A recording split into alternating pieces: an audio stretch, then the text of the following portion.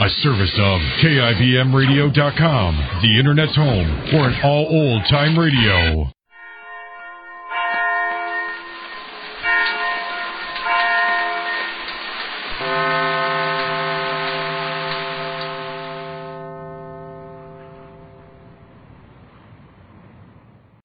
And now, the Goldbergs.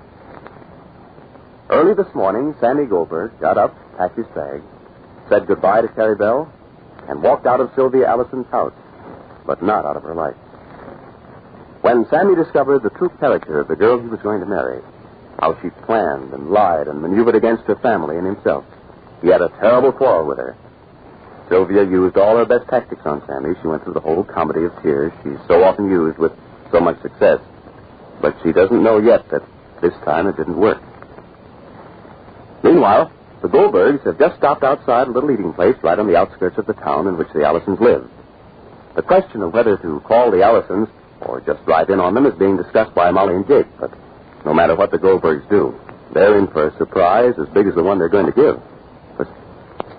So step out of the car, Molly. Well, let us wait a second till Seymour comes back. What is there to wait? You want breakfast? Yeah, I want breakfast, but if the place is not open... Well, the gasoline station is open, Ma, and if you want a telephone, there must be a telephone booth in the gas station. All right. So drive over a little ways there, darling. With my high heels, I can't walk on the pebbles on the road. Are you going to call, Miss?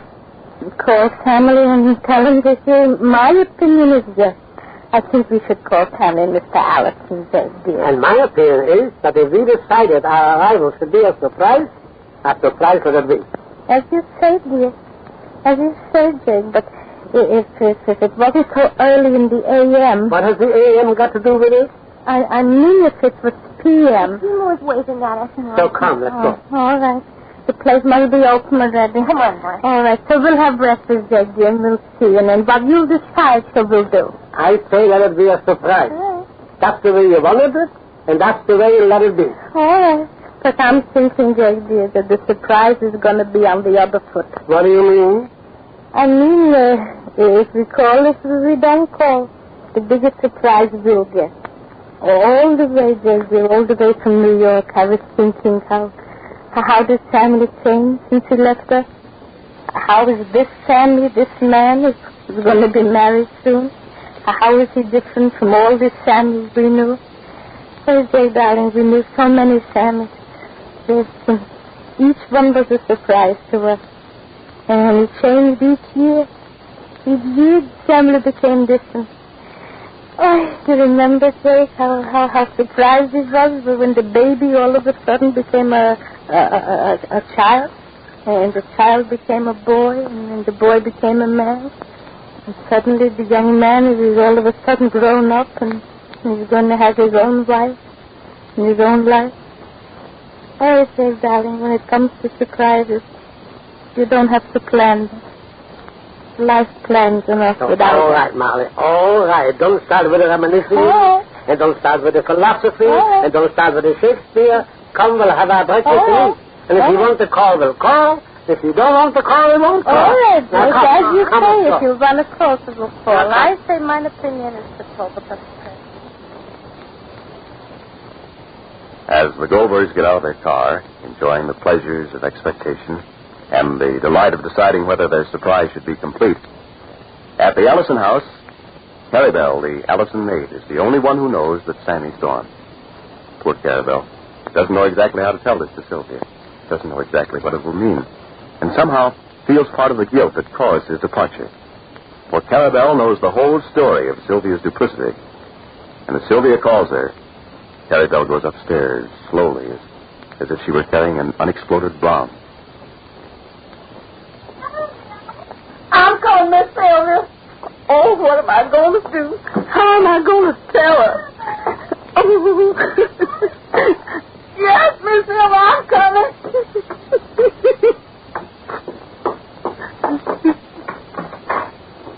Come in, Carol. Good morning, Miss Sylvia. Carol, Mr. Sammy isn't off yet, is he? Miss Sylvia. I don't want you to remember anything you heard last night. Nothing I said, nothing you heard Mr. Sammy say to me. When people quarrel, they say a lot of things they don't mean. Promise me, Clarabelle. You didn't say anything to my father when he came home, did you? Miss Sylvia. Did you want to know why Sammy went to bed so early? Do you want to know why I didn't? Clarabelle, always remember, I'm going to take good care of you. Miss Sylvia. Oh, Miss Sylvia. Miss Sylvia. Miss Sylvia. I can't tell you. Look at me. Miss Sylvia, I don't want to be the hard luck one. I don't want to be the one that has to tell you. Tell me what? Tell me what? Sammy, Clarabelle. Sammy. Clarabelle. He's gone, Miss Sylvia. I tried to talk to him, and I tried to tell him to wait. What do you mean? He's up and left, Miss Sylvia. What? Sammy. Gone, Miss Sylvia. All he said was goodbye. Goodbye. Here's something for you. Goodbye. Clarabelle. Come in, Daddy, dear. Miss Sylvia. How do you feel, Sylvia? All right, Daddy, dear. Carabelle told me you weren't feeling so well last night. Oh, I feel a little better this morning. That's good. Good. Clarabelle, go down and fix breakfast. Tell Sammy I'll have breakfast with him. And fix me a glass of boiled water and a pitcher of my coffee. Yes.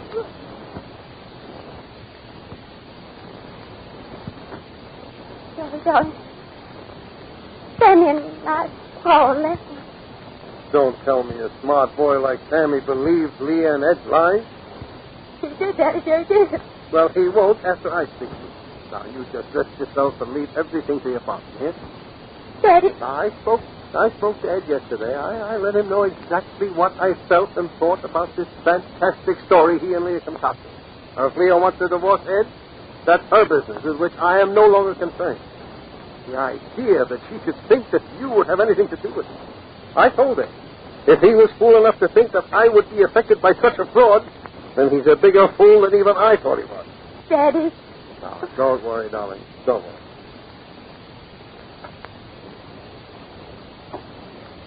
Who is it? It's me. Come in, Clarabelle. I'm all the ones on the table. Well, thank you. Clarabelle, come here. I want you to help me with something. Did you wake up Sammy, Carabelle? Oh, I guess he's sleeping. It's rather early yet. Just don't bother. Don't sit. Why didn't you come right up and tell me? Why didn't you call me before Sammy left the house? I didn't have time, Miss Sylvia. He just said goodbye and left. Oh, you could have called me. You could have called up to me. I didn't even have a chance, Miss Sylvia. I tried to talk to him. I tried to tell him to wait and speak to you or speak to your father, but he just wouldn't wait. He just walked through the kitchen and left. You say he was going home? He didn't say at all where he was going. He didn't say nothing. Well, why didn't you follow him? Why didn't you try to find out? I couldn't think of nothing, Miss Sylvia. My head was just going round and round. I couldn't think of nothing. I told him he shouldn't go, and I just begged him. Oh, you should have stopped. No matter what, you should have stopped him. This is trouble, just trouble. Stop crying, will you? I've got a thing. Singing won't do no good, Miss Sylvia. Nothing will do no good. He just left. Oh, the telephone. He's calling. He's calling. Oh, get my slippers, Clarabelle. Here, they're over there. Get me something to get in. Here, Miss Sylvia. Your father must have took the phone. Oh, well, no, then. Let me go down. Go away. It's trouble. Stop it. Okay. The Goldbergs are here. They just called. They'll be here in a few minutes. They just arrived. It's a surprise. A surprise, Sylvia. The Goldbergs.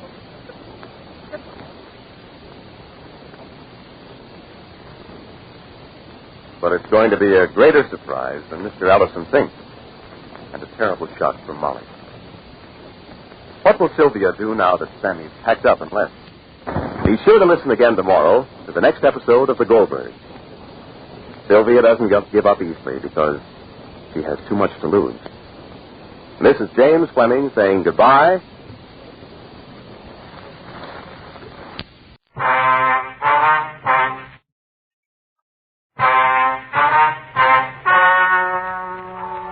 Ladies and gentlemen, the story you are about to hear is true. The names have been changed to protect the innocent. Dragnet.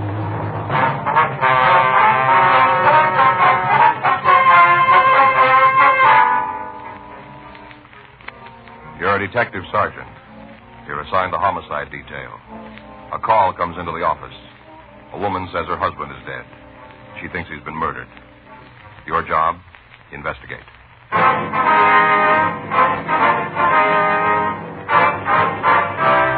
Dragnet, the documented drama of an actual crime. For the next 30 minutes, in cooperation with the Los Angeles Police Department, you will travel step by step on the side of the law through an actual case transcribed from official police files. From beginning to end, from crime to punishment, Dragnet is the story of your police force in action.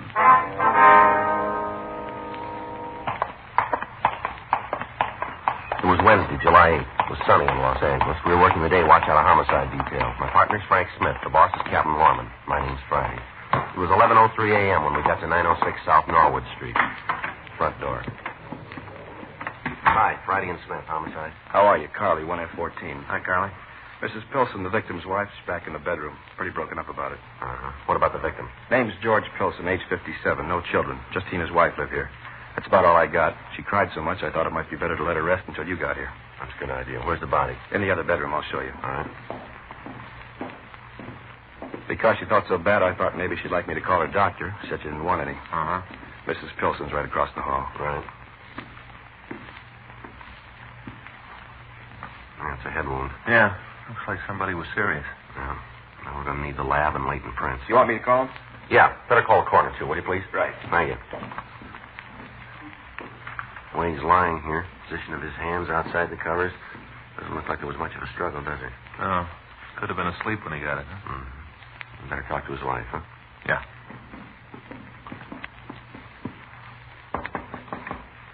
Miss Pilson. Miss Pilson, police officers. Who is it? Police officers, we'd like to talk to you. Sorry to disturb you, ma'am. We'd appreciate it if you tell us what you know about all this. All right. You want to go in the front room? All right, that'll be fine. You go ahead, please. I couldn't talk to the other policeman. We understand. Calls are all in, Sergeant. Anything else I can do?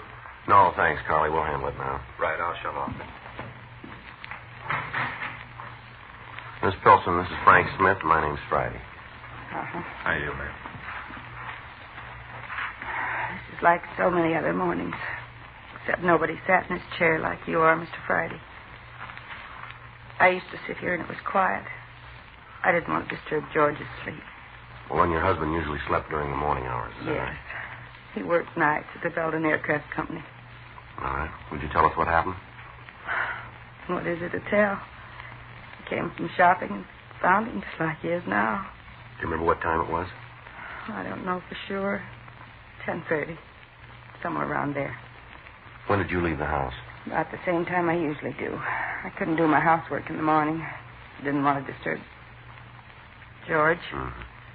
About when would that be? About 9 o'clock. Was your husband asleep when you left? Yes. He never closed the door, and I looked in before I left. When you left the house this morning, did you lock the house? The back door was locked.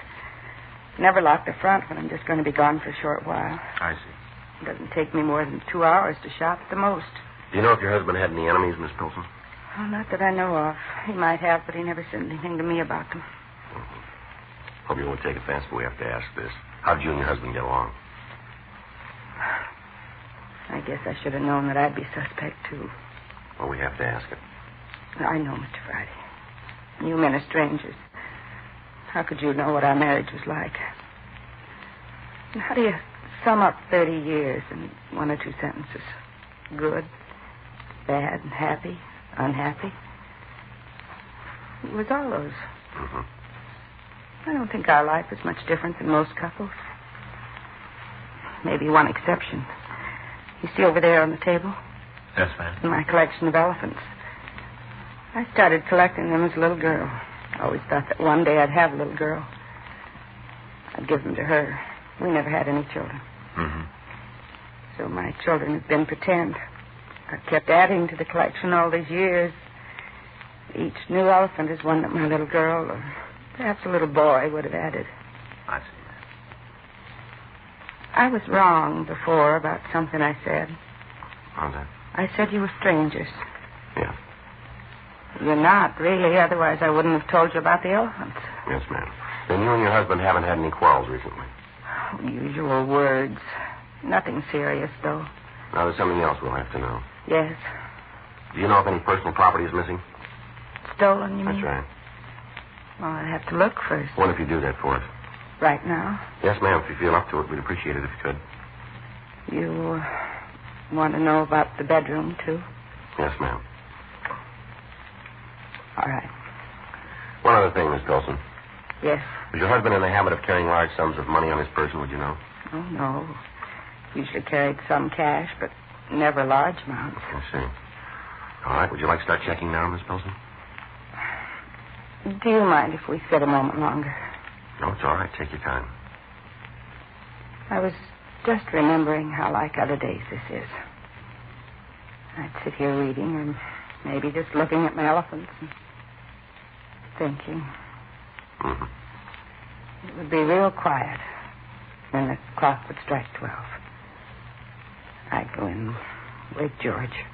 Yes, ma'am. So we go in? Yes, if you're ready. Not quite time. That won't make any difference now. Beg your pardon? He won't hear us.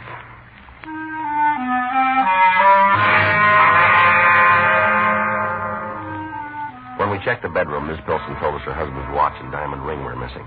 She said as far as she could determine, nothing else had been taken from the house. In the meantime, crews from the crime lab and Leighton Prince arrived. Frank called the office, and they ran the names George and Marie Pilson through R&I.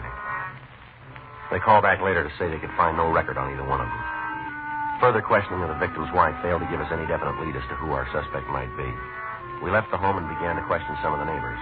1:14 p.m., we rang the bell at the house directly across the street. We identified ourselves, and Sam Mordell, the occupant, admitted it. We went into the front room. I was beginning to think I'd have to go look you fellas up. How do you mean that, sir? Well, I saw all the cars and activity over at the Pilsons. I couldn't figure out what it was. I thought it must be trouble of some kind. Well, curiosity just about got the best of me. Grab a chair. Might as well be comfortable while you're here. Thank you, sir. Thank you very much, Miss Mordell. Don't mind all the wood shavings on the floor. You see, I'm a wood carver. It's not my job. It's just a hobby. I'm retired. I'm a railroad man. Mm-hmm. Yes, sir. I had a rug in here, but I took it out. I always like those eating places with the sawdust on the floor. You know the kind.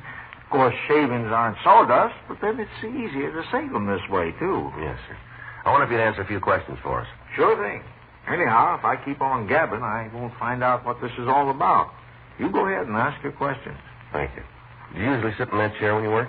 Sure do. Seldom miss a day. I call this my cab window. What's that, sir? Cab window. I used to be an engineer, sort of got used to looking out and enjoying the scenery as it went by. Oh. Of course, now the view doesn't change much, but I still like to see what's going on in the neighborhood. Yes, sir. Were you sitting here this morning, sir? Yeah. Don't miss many days. I haven't the time. I have to get this chain finished. A lot of work to carve at the wood chain. Yes, sir. Would you remember seeing anybody around the Pilson residence this morning? You mean besides Mrs. Pilson? You saw her, did you? Sure. She went shopping. She always goes Wednesday morning, of course, unless the weather is bad. Yes, sir. Did you see anybody else? Yes. Saw a fella come out of there while Mrs. Pilson was at the store. Saw a man come out of the house? Yeah. Would you remember what time that was? 10 o'clock sharp. You sure of that? That's right. You see this watch? Yes, sir. They gave me this when I retired. You can see what it says on the back. See? Look. It's real nice. Railroad watch. Doesn't vary a bit. I don't get a newspaper, so I listen to the radio news when I'm working. Mm-hmm. Always check the time they come on. But I know that my watch is right. Sometimes they're a couple of seconds late or early. Mostly, though, pretty much on schedule. Make good railroad men. Yes, sir. It was 10 o'clock sharp by my watch. Program was 3 seconds late. Yes, sir. Now, did you see that man go in? No. I went out to make a pot of coffee. How long were you out of the room? 20 minutes. Never take any more than 20 minutes. Do you mind if I carve while we talk? I got to get this chain finished. They're going to get a new record. Yes, sir. All right. Could you describe this man for us? Sure, but I can give you a better clue than that. What's that, Mr. Mordell? He had a truck. Go ahead, Mike. Printing on the side. Uh-huh. Man's name. Said he sharpened lawnmowers. Do you know the name? Well, I'm not real sure. Either Ray or Gray. Was there an address? Yeah, but the letter too small. Anyhow, I wasn't too interested. I sharpened my own mower. Uh-huh. Can you tell us what kind of a truck it was? Not the make, but it was a closed-in kind. Green color. Didn't look too new. Uh-huh. And you say the name on the side was either Ray or Gray. Is that it? Yeah, my eyes are good yet, but only the Ray part was real clear. It looked like there could have been another letter in the front, though. Uh-huh. Just thought of something. Yes, sir. It didn't have to be Gray. It could have been Bray or Trey. Yes, sir. We can check that out. Now, can I ask you something? What's that, sir? What's the trouble? Well, Mr. Pilson's dead. Well, couldn't have been a natural death, or you fellas wouldn't be asking questions. That's too bad. George was a pretty good neighbor. Is that right, sir? Be tough on his wife, too, being married so long and all. I went to their 25th anniversary. Isn't easy to go on alone. I lost my wife 7 years ago. Mm-hmm. Not when you've been happy. It's not easy. Yes, sir. Mr. Mordell, you said you could give us a description of the man you saw coming out of Pilsen. Yeah, and if he had anything to do with George's death, he's going to get what I wanted for so long. What's that, sir? That's when you catch him, I mean. Yeah. He'll get his name in the paper. How's that again, sir? That's why I'm carving this chain. It's going to be the longest chain ever carved out of a single piece of wood. Oh, I see. Almost made it a couple other times. Then I got too anxious and botched the whole thing. See there? Shavings? Yes, sir. When I finish, I'm going to sweep them all up and weigh them. You know, give the reporters something to write about. Well, sir, I hope this one turns out for you. Thanks. I'll make it this time. Maybe it won't be on the front page, but my name will be in the paper, too. Well, you can be sure of one thing. Yeah? You picked a little better way to get there.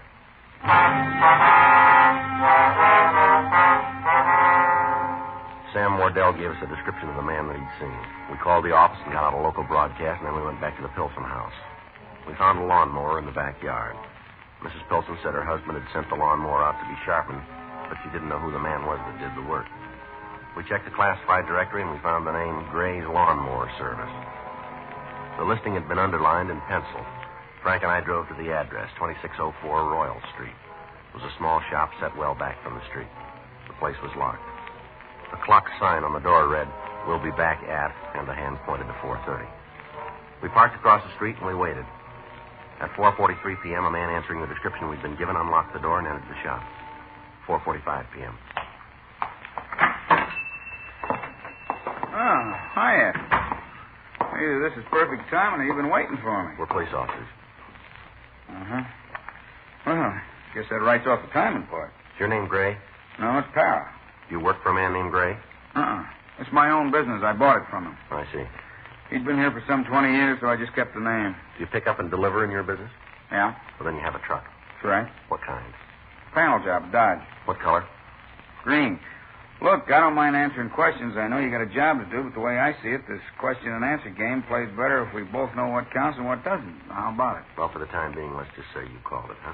Yeah? We got a job to do. That's it. It'll have to be for now.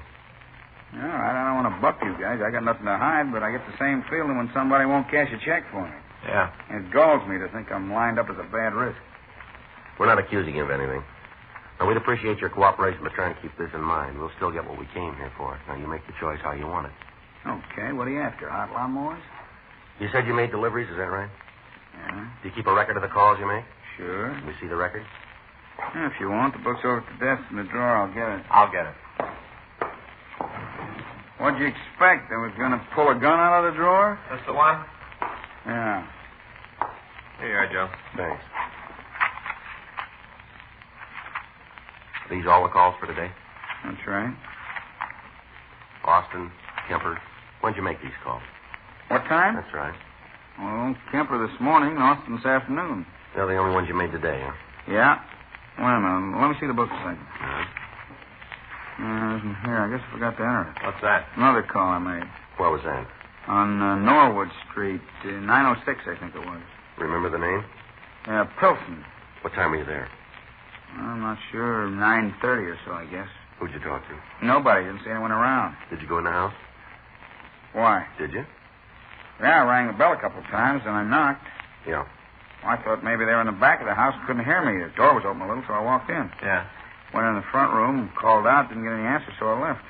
You didn't leave the front room? That's right. Did you see anybody? I told you I didn't. What more do you want? You said you called out. Yeah? How loud? What do you mean? Loud enough to wake a person sleeping in a back bedroom, maybe? Well, I guess so. No one answered. It came out. I know that.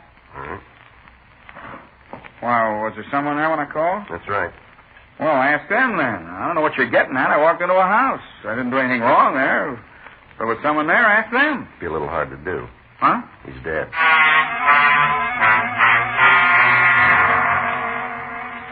We took Para back to the office and questioned him further. He continued to maintain his innocence. We ran his name through R&I and found a package for him showing one arrest for suspicion of ADW as a juvenile. We booked him on suspicion of 187 PC, murder, and Frank and I went back to his shop. We thoroughly searched both the building and his truck, but we failed to turn up either the ring or the watch.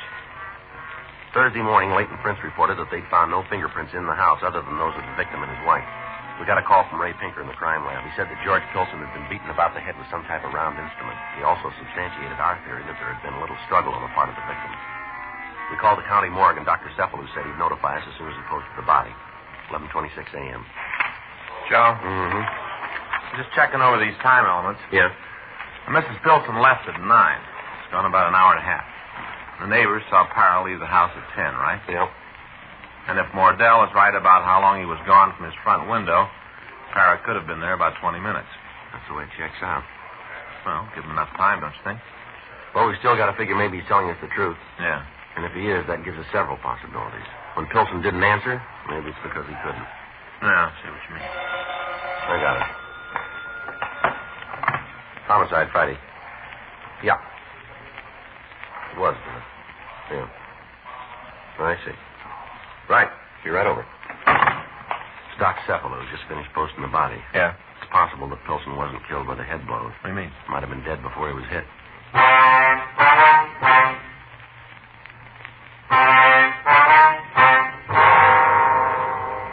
We went over to the morgue. Dr. Cephalou said he'd found evidence of a barbiturate in the victim's body in a quantity large enough to kill him. He also pointed out that the lack of profuse bleeding from the head wounds led him to believe that the victim was dead before the beating occurred. Frank and I drove out to the Pilson residence. We talked to the victim's wife. We explained to her that it was necessary that we know more about her husband's physical condition prior to his death. We went into the front room and sat down. Try to answer your questions, but today I'm just beginning to realize what it's going to be like being alone. Yes, ma'am, we can understand that. We'll try to be as brief as possible. Thank you. Now, has your husband been under a doctor's care recently? No. Had he been in good mental spirits? Yes? He didn't seem unusually worried about anything. Not that I know of. Well, now, would you tell us about yourself, Miss Pilson? Well, what do you mean? Well, have you been under a doctor's care recently? No.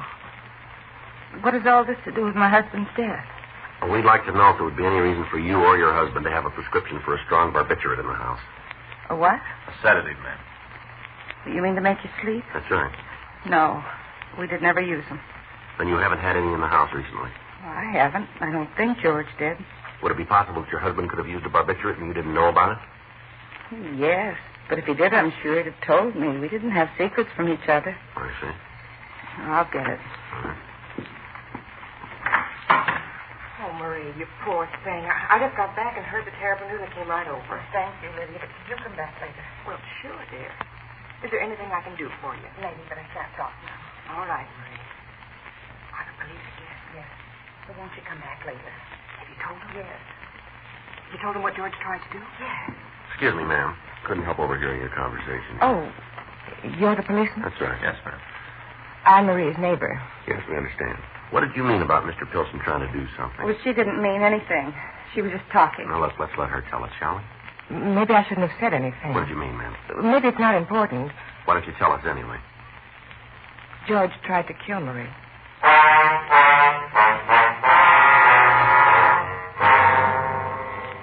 We brought the neighbor, Lydia Shires, into the house for further questioning. She explained that she was a close friend of Marie Pilson's. It was quite evident that Mrs. Pilson didn't want her friend to talk to us. If I had any idea I was going to cause all this trouble, I'd never come over. I only meant to help Marie. Would you tell us why you said that Mr. Pilson was trying to kill his wife? Sure, but Marie can tell you better than I can. Oh, now, honey, don't get upset. It's going to work out all right. Well, I'll tell you what I know, but Marie will have to fill in the details. All right, go ahead, please. Last week it was, she came over to my house, terribly worried. She was afraid she was going to have another nervous breakdown. Oh, please don't, please don't. Now, don't fret, dear. We all want to help you. Miss Pilson, once more, had you been under a doctor's care recently? It was George, her husband, that made her sick. He kept telling her she was going crazy, said she was going to die. Finally, she got to believe in the things he was saying. Yeah. That's when she had the breakdown. How long ago was this? About 3 weeks ago. All right, go ahead, will you? Well, George got these pills for her, something for her nerves to make her rest. Yeah. That may be our office, I'll get it. All right. Hello? That's right. No, he isn't. You want to tell me who's calling? Would you like to leave a message? Right. No, my name's Smith. She hung up. Woman asking for Mr. Pilson. Did she give her name? No, said she was a friend of the family. It was her. I know it. I wish I'd talked to her. Who was it, Miss Pilson? I didn't know her name, but she lied. She's no friend of mine. She caused all this. How do you mean? That's why George was trying to kill me. With me out of the way, he could have her. She'd come and live in my home. You never told me about her. I still had some pride. All right, now, this medicine your husband got, was it a barbiturate? Yes. That's how he was going to kill me. Where did he get the pills? I don't know. George would come in and sit on my bed in the early morning. When he'd come in from work, he'd wake me up, tell me I was going to lose my mind. Yeah. Time after time he did it. I began to think he was right. I couldn't remember doing things. That's when you started taking these pills, huh? Yes, that's right. I see. He'd put them in my food or in my drink. You sure he did that? Yes. I counted the capsules in the bottle every time I took one. Got so I couldn't remember if I'd taken them or not, so I counted them. Mm-hmm. I wrote the number down on paper so I'd be sure. Some were always missing. I knew he'd been giving them to me. All right, go ahead. That's when I told Lydia about it. She said to stop. Is that right, Miss Shire? Yeah, I told her not to take any more. Did you stop taking the sedative? Yes. I told George about what Lydia said. He got mad and said I shouldn't have gone to her. Then he started telling me I'd go crazy if I didn't take them. He kept after me. Is that why you killed him, Miss Pilson? Can't mean Marie did it. He kept after me.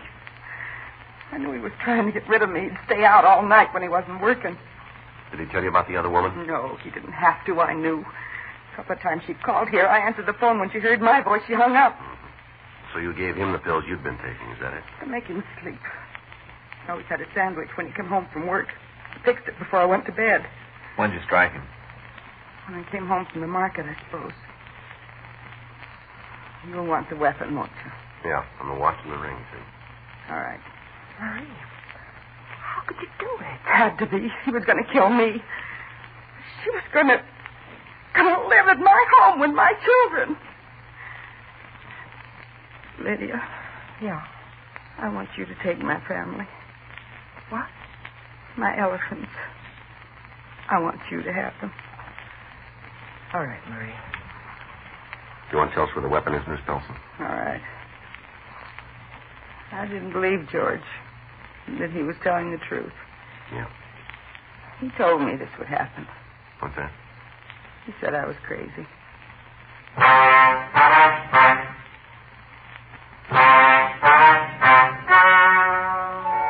The story you've just heard is true. The names were changed to protect the innocent.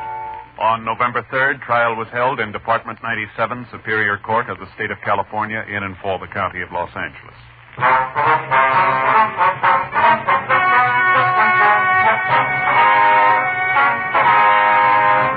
Marie Ellen Pilson was examined by 3 psychiatrists appointed by the state and found to be insane. She was confined to Mendocino State Hospital for the criminally insane for treatment.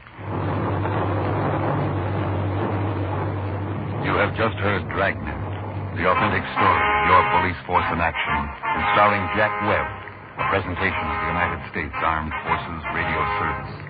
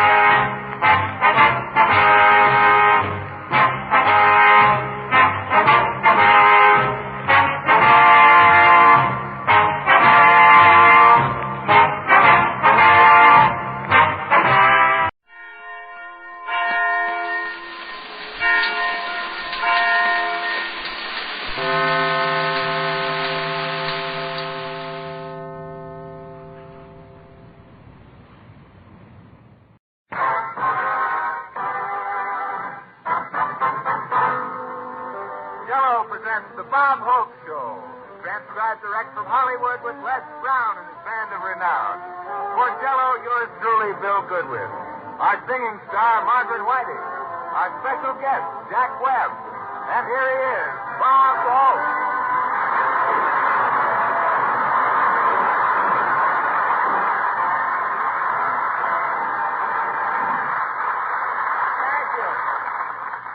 Very, very much. Well, here I am still going steady with Jell-O. I don't know what it is, but there's something about my personality that sells those 6 delicious flavors, especially lemon. I'm very happy to be here tonight. I've been keeping my fingers crossed all week with this flu that's going around. It's really an epidemic, you know. In fact, there's so much flu in show business that Phil Spitalny is advertising Evelyn and her magic thermometer. One doctor had so many cases of flu, he rented a helicopter and sprayed Pasadena with penicillin. And Jane Russell's got a slight cold. Doctors came from as far away as Alaska for the examination.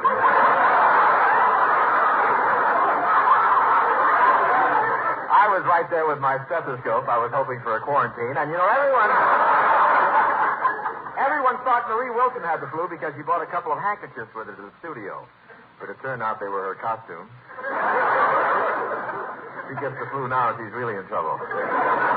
And those cold germs are everywhere. On the Lawrence Welk show, that bubbling music is now done with Alka-Seltzer. I tuned in and heard Crosby singing the other night. I'm sure he's sick.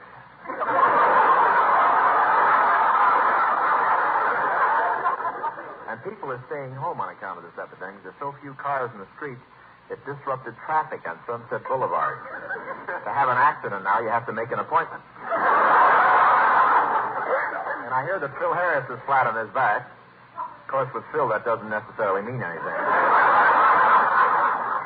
It could just be hardening of the old Forester. Phil Harris really does have an ailment, you know. He has termites. He got them from breathing in too much sawdust. I got the sniffles and rushed to Hollywood Hospital last night, and I must have gotten in the wrong entrance. At 3 a.m, a nurse woke me up and said, "Congratulations, it's the 7-pound boy." But there's one sure remedy for flu. You drink a glass of hot lemon juice while breathing into a paper bag with a belladonna plaster on your back, and at the same time you inhale menthol in your nose while you keep your feet in a hot mustard bath. On second thought, it's easier just to go.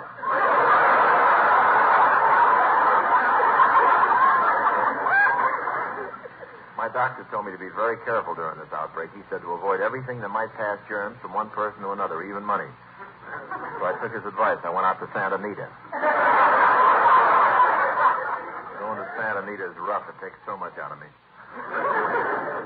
Santa Anita is sort of a garbage disposal with money. Santa Anita's in a beautiful setting. Mountains on one side, hot shops on the other. I haven't seen so much money go down the drain since Crosby luxed out his money belt. And it was really a big crowd out there. Santa Anita hasn't been affected much by inflation. They still have a lot of $2 windows, only now they're in the Coca-Cola machine. I have a system of betting, and I've never had to walk home yet, for one very good reason. There's no window where you can bet your car. I finally got a horse that could win a race. They let him run all by himself. And on the last race, I bet every cent I had. And my horse would have won, but he had a cautious streak in him. He followed along behind the other horses, yelling, "This is just reckless, fellas, going so fast in all this smog."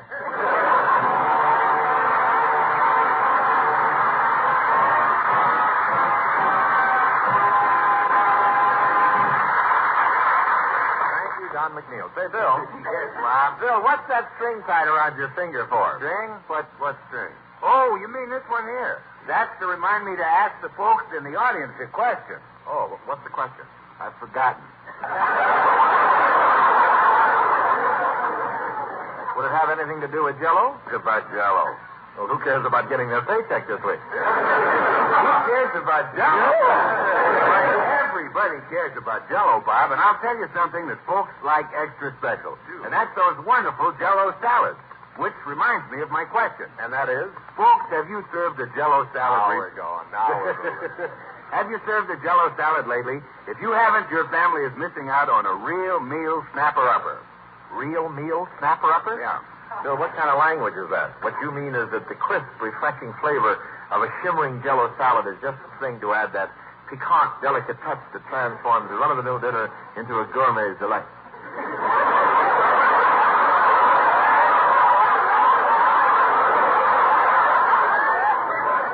Like I said, a real meal snapper-upper.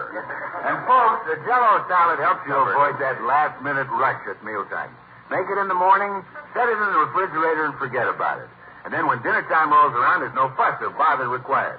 All you have to do is set that cool, colorful Jell-O salad on the table and let the family do the rest. Yeah, and gals, you'd better get your own share early, because take my word for it, once the kids get at that Jell-O salad, man, it goes. Well, they eat it all, huh? And Bill, my kids even eat the shimmer. Well, take a hint, gals. Make a Jell-O salad for your family tomorrow.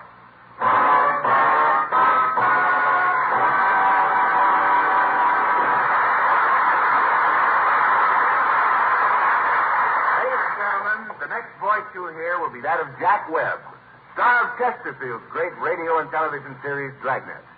Tonight, in his role as Sergeant Joe Friday, he will take us step by step through the investigation of a criminal case.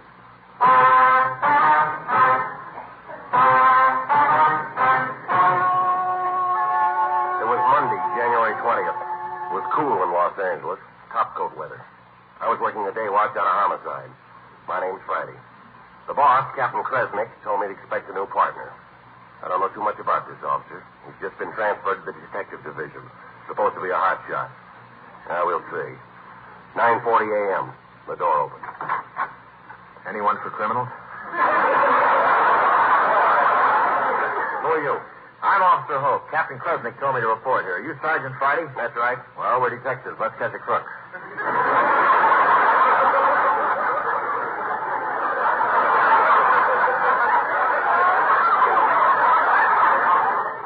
I got my badge, my blackjack, my handcuffs, my gun, and a bus ticket to San Diego.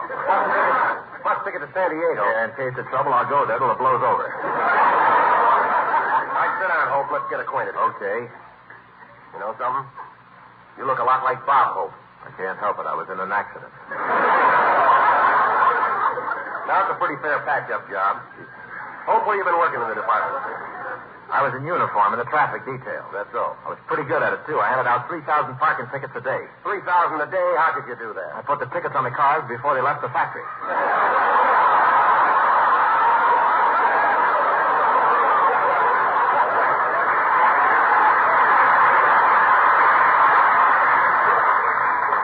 Well, it sounds like you enjoy your work.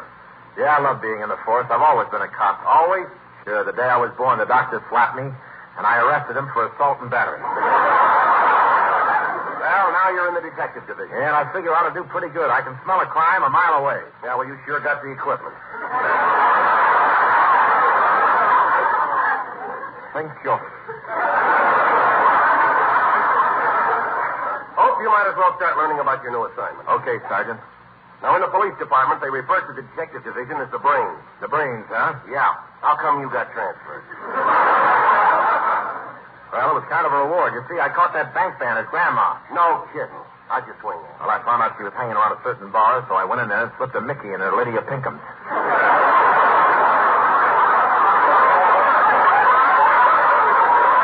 Nice work. It was a real struggle taking her in. I got hurt. You did, huh? Yeah, I backed into one of her knitting needles. When I was questioning her, I had the feeling she kind of went for me. Yeah, you'd make a lovely couple.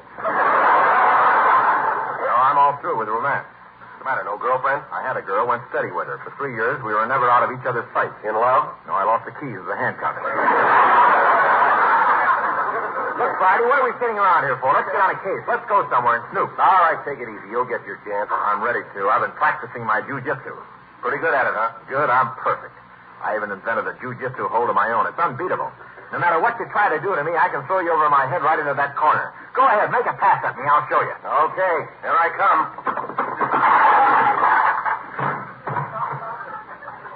No, don't just stand there. Pick me up.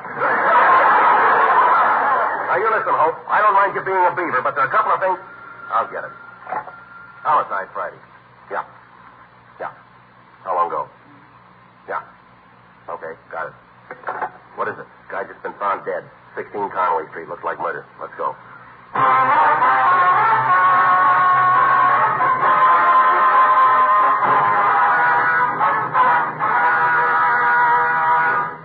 A.m. Hope and I got a car out of the police garage and headed for Hollywood. 10:42. We arrived at 16 Conway Street. It was one of those white stucco apartment hotels. We parked the car, and on the way in, I got all the available facts from the patrolman on duty at the door. The murdered man's name was Barney Dean. He was a theater manager, lived alone. Seemed to be a respectable citizen, or was a respectable citizen. One of the tenants in the building had discovered the body and called the police. 11 a.m. Hope and I entered the murdered man's apartment. The coroner was there, just getting ready to leave. Hi, Doc. Hello, Sergeant. That's the body right there. Who's this with you? Oh, that's my partner, Detective Hope. New man, first case. Hello, son. First case, huh? Ever see a real stiff stretched out before? Yes, New Year's Eve.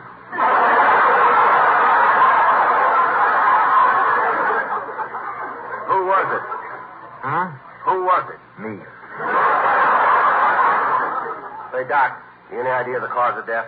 Well, he was struck from behind with a blunt instrument, causing the collapse of the posterior section of the cranial cavity, cutting the vascular system and splintering the medulla oblongata.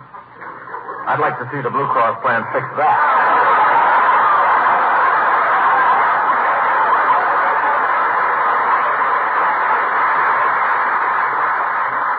Well, I gotta be on my way. Good luck with your first case, son. Thanks, Doc. And if you're ever down at the morgue, be sure and drop in. Okay, and if you're not there, I'll lie down and wait for you. So long, Friday. Man, I wouldn't have his job for anything, fooling around with stiffs at the morgue all day. Yeah, same thing when he gets home. He lives in Pasadena. Hey, Friday, I got a feeling about this case. I think that guy laying there on the floor was leading a double life. Respectable theater manager half the time, hoodlum the other half. Are you kidding? No, you can never tell. Just last week, the FBI picked up an innocent-looking guy who had a terrific racket. What was he doing? Smuggling Democrats into Washington.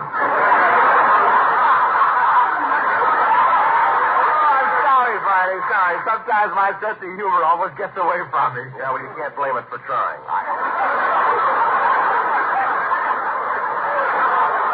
All right, we got work to do here, Hope.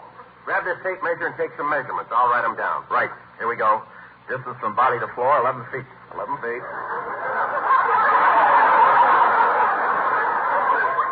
Distance to window, 39 inches. Right. Neck 13 inches, waist 26 inches, hips 33 inches. Oh, get away from that wall. Stop measuring that Marilyn Monroe calendar. Thanks. Another minute, my badge would have melted. See you later, honey. What's going on here? What's all the excitement? Who are you? I'm the landlady, and I... Oh, Mr. Dean, what's happened? Get up off the floor. You'll catch your death of cold. Look, lady, we're afraid there's been some trouble here. Mr. Dean is dead. What? Well, don't just stand around. Do something. Call the automobile club. All right, now calm down, ma'am. We're police officers. We'd just like to ask you a few questions here. Police officers? That's right. I'm Sergeant Friday. This is Detective Hope. How do you do? Oh, I've seen your face before. Have you been in an accident? Ma'am, there's been a murder. Poor Mr. Dean. Oh, you two were friendly. Oh, yes. We even took dancing lessons together. Now I'll have to call up and cancel. That's right. It takes two to tango. Lady, where were you yesterday? Right here in the building, in my apartment on the ground floor. I watched television all day long. I didn't leave my TV set for a minute. Why not? I heard a rumor Lucille Ball might do it again.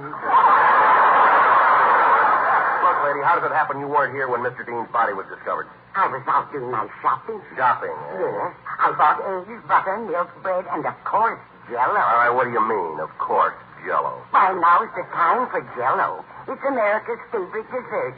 I always buy it. Jell-O has a delicious, fruity, rich flavor. And it's so easy to prepare.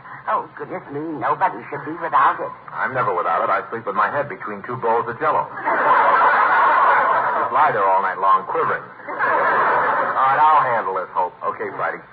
Now, let's get this straight, ma'am. You say you've been down at the store buying Jell-O. That's right. Strawberry, raspberry, cherry, orange, lemon, and lime. How does her alibi sound to you, Hope? Delicious. Now we'll have to check her story. How do we know she was out buying Jell-O this morning? I'd be a fool not to. After all, Jell-O is such a delicious, delicately flavored dessert, and so colorful. You can make wonderful salads with it. And what's more, Jell-O is economical. You save money when you buy Jell-O. How about this, a long-playing landlady? Are you taking notes on this, Hope? Sure, I've got 3 pages full. All right, let's hear them. Okay, here's page 1. Remind Dolores that now is the time for Jell-O. Page 2. Try Jell-O salad for Saturday lunch. Page 3. Get new combination lock for the Jell-O cupboard. A new combination lock? Yeah, the other night I found one of the kids standing by the Jell-O cupboard sandpapering his fingertips. Oh, you're some detective. Hope you'll never learn how to catch a crook. No, but I sure know how to hold a sponsor. All right, come on now. Let's get on with this investigation. Lady, so far all we have is your word that you were out shopping this morning. That's not good enough. Can you prove that? Why, sure. I've got the proof right here in this shopping bag. Now, let's see it. There. Yeah, looks like Jell-O to me. Looks like money to me. That's all, ma'am. We won't need you anymore. Thank you. Bye, Mr. Friday. Bye. Bye, Mr. Hope. Goodbye. Bye, Mr. Dean. Don't wait for an answer. There's a nice old character. Yeah, a real cool Grandma Moses. Well, we got work to do here. Yeah, let's go downtown and report.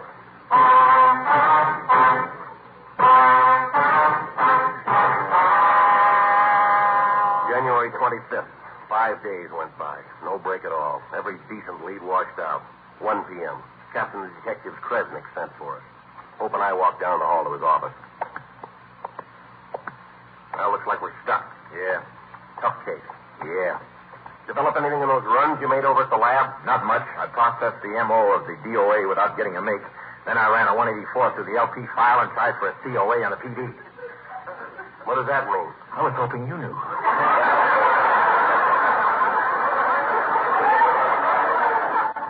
So here we are. Let's go in and get it over with. Come in. Captain?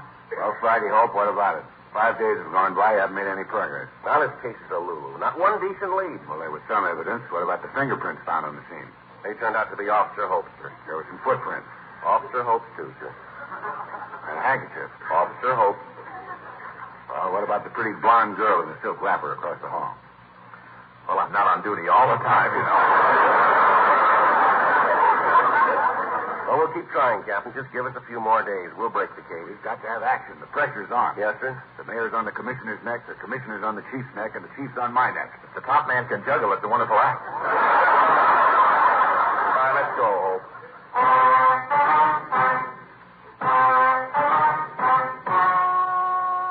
In police work, you take the tough with the good. This case was one of the tough ones. But just when it looked bad, we got a break. Through an informant, we learned the murdered man had a girlfriend. She was a singer in a joint over on the east side, the Kit Kat Club. 11:31 p.m. Hope and I got a squad car and headed for the Kit Kat Club. Down through Lower Main Street, the toughest section of L.A. Not very classy, is it? Skid Row. Cesspool of the city. Gin mills, hot shops, flea bag hotels. This is the bottom. Nobody lives down here but the cheap crooks, winos, and stumblebums. Would you mind stopping at that next house? What for? I want to see if I got any mail today.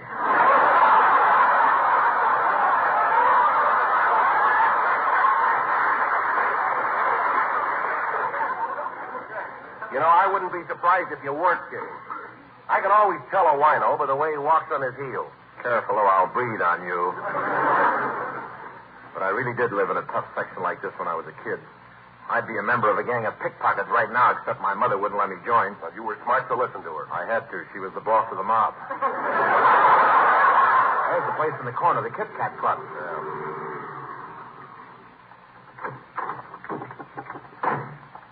Now, watch your step in here. There may be fireworks. Don't worry. Let's hope to have a steady eye. My grandfather used to shoot a hole through the ace of spades at 100 yards. Well, that's pretty good. It's the best that's ever been done with chewing tobacco.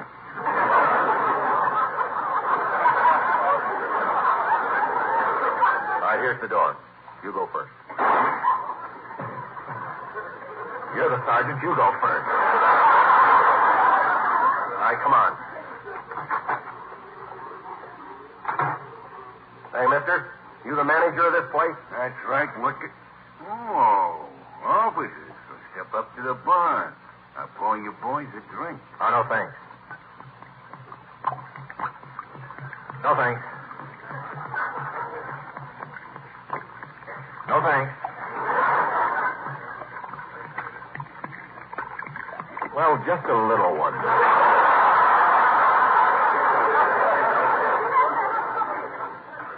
This will be the first highball ever served in an oil drum. All right, let's skip the drinks. We're on duty. Kind of a tough joint you're running here, mister. It's the best around here. Drinks are only a dime. We serve free sandwiches. And every time someone's shot in here, we pay their funeral expenses and $10,000 to the widow. How can you afford to do that? We're a subsidiary of General Motors.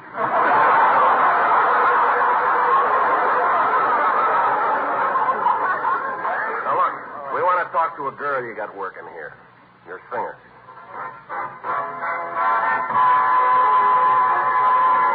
Hey, Miss Whiting's about to do a number. All right, we'll sit at one of these tables and wait till she's finished. If I am fancy free and love to wander, it's just the gypsy in my soul. There's someone calling me from way out yonder. It's just the gypsy in my soul. I've got to give vent to my emotions. I'm only content having my way. There is no other life of which I'm fonder. It's just the gypsy in my soul.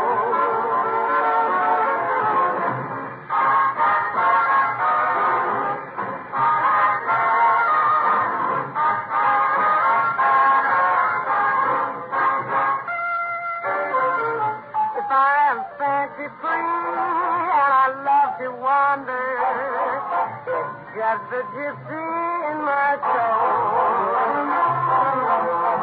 There's someone calling me from way out yonder. It's just the gypsy in my soul. No cares, no strings.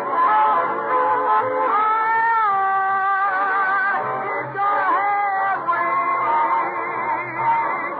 That's why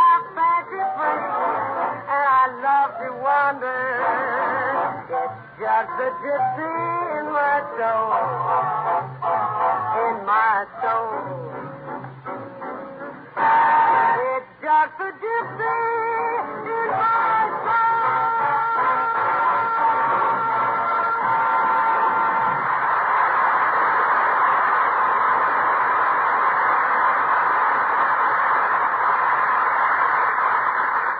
Oh, Miss Whiting? Yes. Like your song. Can we have a word with you? That's the trouble with working in a dive like this. You guys are always trying to make a pickup. No, you got me wrong, ma'am. We're police officers. Then why is this other guy kissing my shoulders? You got me right. I'm a wolf. I'd like to ask you some questions, miss. Mind if we step into your dressing room? Come on. It won't take long. I'd like to change my clothes. Go right ahead. Don't mind us. Sorry to inconvenience you, ma'am. We're investigating a crime. That's right. I want to ask you a straight question, and I want a straight answer. Yeah. Where were you Thursday night around 11 o'clock? I was shooting pool with some of the boys. Not you! It's none of your business where I was. How old are you? 22. 22. According to our records, you have a son 19 years old. I married young. Glad to know you. I'm from Tennessee, too.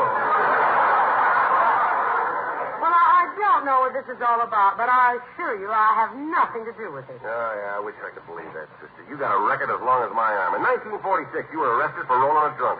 With my boyfriend, and he wasn't drunk, he was plastic. The charge says you were rolling them. The only way I could get him home. I think we're making a mistake, Sarge. She's just a sweet kid. She can't be mixed up in this. Are you kidding? 16 stolen cars in the last 5 years, 4 mink coats, 5 diamond wristwatches. Why, this dame will go for anything that's fast and loose. She will? Stay right here, baby. I'll go home and get my straw hat and send.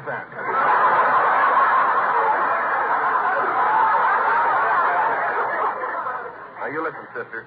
A boyfriend of yours named Barney Dean was knocked off a few nights ago. You still haven't told us where you were last Thursday night. Why don't you guys wake up? I was singing right here in this club in front of 50 witnesses. We checked the girl's story. It was true. Another lead gone. We reported back to headquarters. 12:25 a.m. We entered Captain Kresnick's office. All right, you said you had something. What is it? I broke the case, Captain. You did? Well, we couldn't get it because it's so obvious. Now, think back. Everything points to one man. Now, I hate to say this, Captain. The guilty man is one of us. He just joined the force. Gee, I wonder who that could be. All right, Hope, you can start talking anytime. Are you kidding? I had nothing to do with it. What about it, Hope? Yes, spill it. Let's have it. Okay, you got me. You admit you killed Barney Dean? What else can I do? I know you've been watching me. Watching, waiting for my nerves to go to pieces. All right. I'll talk. I'm cracking. Look, please, just crack. Don't come all apart.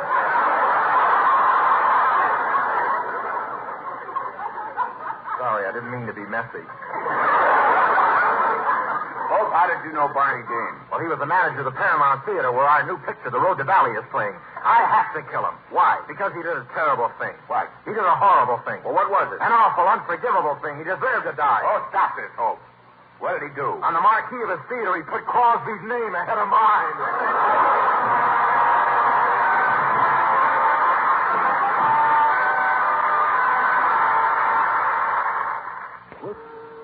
Well, that just about winds it up, ladies and gentlemen. I want to thank Jack Webb, star of Dragnet, for being with us tonight. And I hope the police departments that were listening in will forgive me for joining them temporarily. It was all in fun. I know we all appreciate the great job those boys do for us. Every man who wears the badge of law risks his life for us every morning when he goes to work. These are the guys who hold the line on the home front, protecting our children, our homes, our community. They deserve all the support we can give them. Thank you.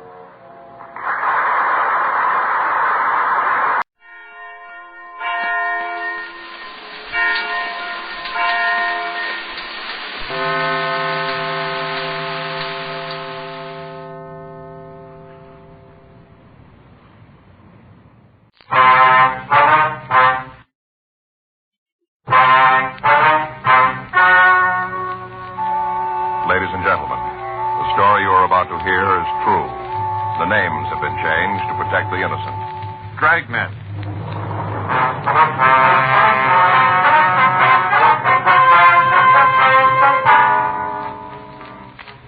You're a detective sergeant. You're assigned a robbery detail. You get a call that a flower shop has been held up. 2 men have been shot. 1 of them killed. Your job? Check it out. It was Tuesday, June 8th. It was warm in Los Angeles. We were working the day watch out of robbery detail. My partner's Frank Smith. The boss is Chief of Detective Thad Brown. My name's Friday. We were on our way out from the office, and it was 10:15 a.m. when we got to the corner of 7th Street and Bunker Hill Avenue. The Stoneham Flower Shop. Back there, Phil. Wasn't any way for me to know what it was all about till it was too late. Yes, sir. Just stood there, didn't move around, just stood. Oh, you fellas want to see me? Police officers. This is Frank Smith. My name is Friday. Central? That's right. Roberts, 1 of 16. You answer the call? Yeah. I'm a fellow that shot the cook, you know. Yes, sir. Did you get a description? Yeah, it's out. Metro sending a couple of cars to help us look for the suspect. Very good. Anything else I can do for you? No, not right now. Okay, I'll get on outside then. Right, thank you. You'll take care of the report then, won't you? Yeah. Okay, we'll check with you. Sure. Nice fella. Yes, sir. Could have used him back to home. Sir? Good man like that. Could have used him. What do you mean? Ran a detective agency back home. Had a couple of men sleuthing around. He made a good one. Mm-hmm. Would you tell us what happened here? Ain't nobody done that yet? No, sir. We just got a hotshot call that there'd been a robbery and shooting. We came right out from the office. You heard about it? No, sir. Well, don't you worry. I'll fill you both in and give you the whole story. All right, sir, if you would. Abner Stossett. What's that, sir? Full name's Abner Davis Stossett. After Jeff. Who? Jefferson Davis, the president. Oh. Don't usually use the middle name. People out here don't seem to understand 3, just front and back. Abner Stosen. Yes, sir. All right. Now, if you tell us what happened. The shot Danville. That's the victim. Yep. Shot him right here, just above spleen. Here. Mm-hmm. How'd it happen? It looked like 38 automatic. Well, yes, sir, but what led up to the shooting? 2 fellas, they tried to rob it. Mm-hmm. Tried it with the wrong 2 men, tell you that. Mm-hmm. Out loud. Sir? Tell you that out loud. Oh, I see. Do you want to go on? Well, same thing every morning. Yes, sir. We make up the deposit slip, take the money to the bank. You're the one who does the writing, don't have to do the walking. This time, Danville wrote I was going to make a trip. Yes, sir. I was about to leave. These 2 young guys come in the place. First off, I figured they want to buy some flowers, something like that. Yes, sir. Danville was going to take care of them. Excuse me a minute, will you? Yes, sir. Go right ahead. Stone and Flores? Yes, sir. Oh, no, we can take care of it for you. That's right. Where do you want them sent? Now, just let me check the book here a minute. Walnut Creek. Yep, we can do it for you. No, sir, we'll send them by wire. Well, they'll be delivered in about an hour. Mm-hmm. That's right. You want the long stems? Yeah, well, they're $7.50 a dozen. That's right. Yes, you want to give me the charge information on that card?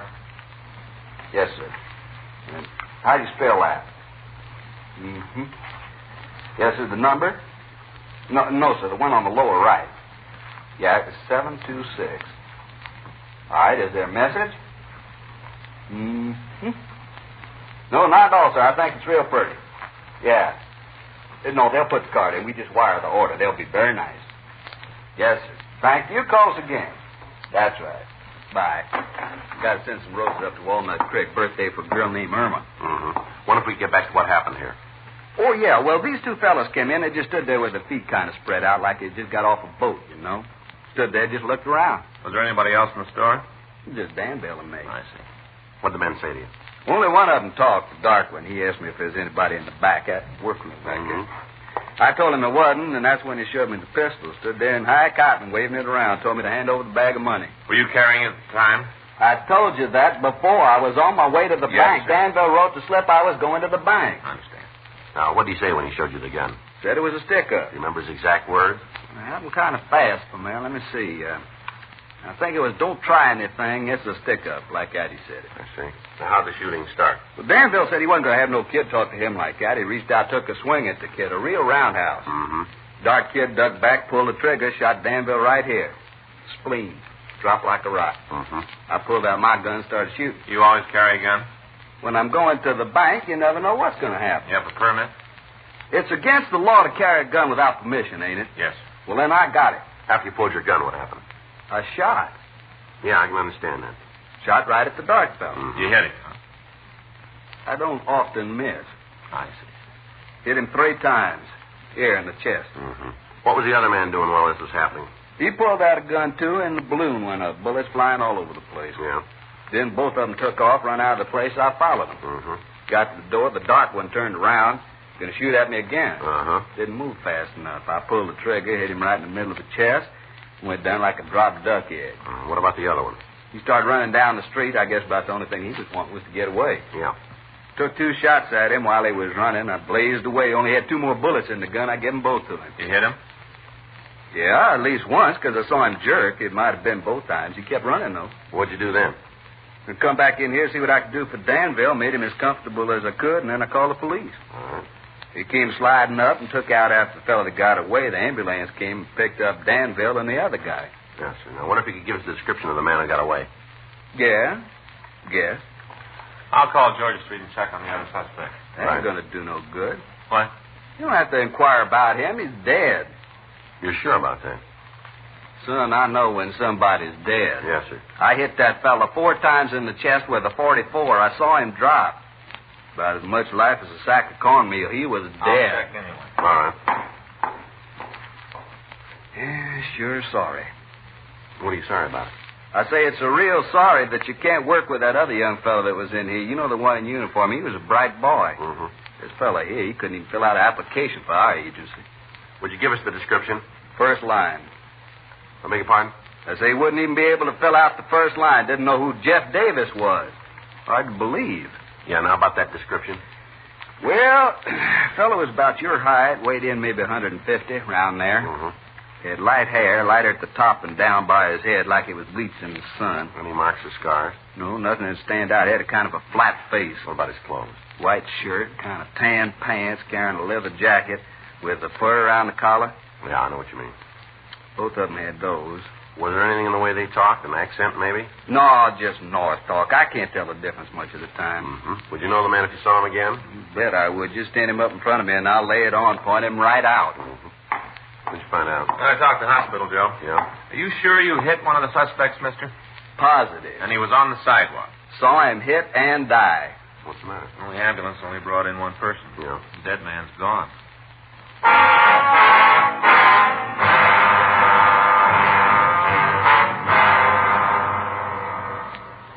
They put in a call to the hospital and made arrangements to talk to the ambulance crew. They told us that they'd only picked up one person at the scene. They went on to say that there wasn't another injured party on the premises anywhere. A check with the officer who answered the original call brought out the information that there hadn't been anybody on the sidewalk when the radio car had gotten there. Frank put out a local broadcast to all cars in the area, and I went back to talk to Abner Stossett. I told you before, that boy ain't too bright. Now, you're sure you shot that man? Look, I'll go along with you and say maybe I did miss the first 3 times. That ain't likely, but just for the sake, I'll admit it. All right, sir.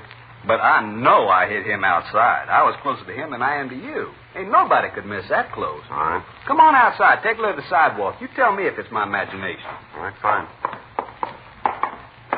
I got it out, Joe. All the cars in the area are looking for it. All right, fine. One thing I'm always proud of is the way I can shoot. I don't hardly ever miss. I know I didn't this time. Mm-hmm. Now, just look at that. Take a look. You tell me that's blood, ain't it? Yes, sir, it looks like it. It is. I was standing right here. Right here. He was there. He turned around, tried to shoot me. I fired at him. He went down right there. You can see where the big stain is. Right there. Uh-huh. Well, how'd they get there? What do you mean? Well, did you see a car? Yeah, I told the other cops about it. That's it right there. Drove up in it and got out. Did you see him get out of the car?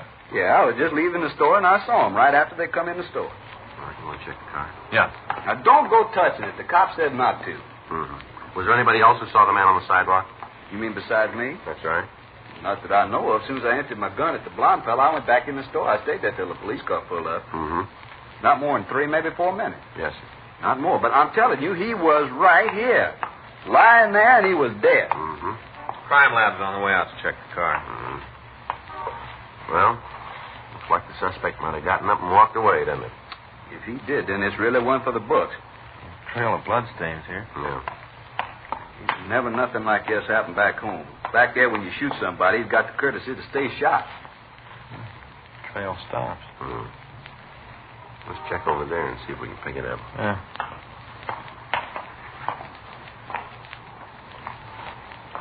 How about it? Nothing. It just stops, that's all. Maybe somebody picked him up in the car. Yeah, must be. Was there anybody else parked in front of the store at the time? Not that I remember. You can see yourself. We got the sign where it says just for the customers. You're absolutely sure there was nobody else? If I wasn't, I'd have told this fella. Yes. You didn't see the man get up off the sidewalk? No, there wasn't no reason for me to look at him. As far as I was concerned, he was dead. Still ain't sure he wasn't. Well, the trail of bloodstains showed that he did leave here. It still don't sell me. I better start a check of the neighborhood. Right. You want me to help you? No, sir, that won't be necessary. Mr. Friday. Yes, sir. Could I talk to you for a minute? All right. Alone? Excuse me, Frank. Yeah. Mr. Friday, I saw that man fall. I saw him hit the sidewalk. I know he was hurt bad. He wasn't going to get up. I'm sure of it. Yes, sir, we understand. I told him all that. I just don't see how I could have made a mistake like that. That fella couldn't have gotten up. He's dead. Yes, sir, we believe you, but he's not here. That don't change a thing, my boy. How's that? He's dead someplace else, that's all.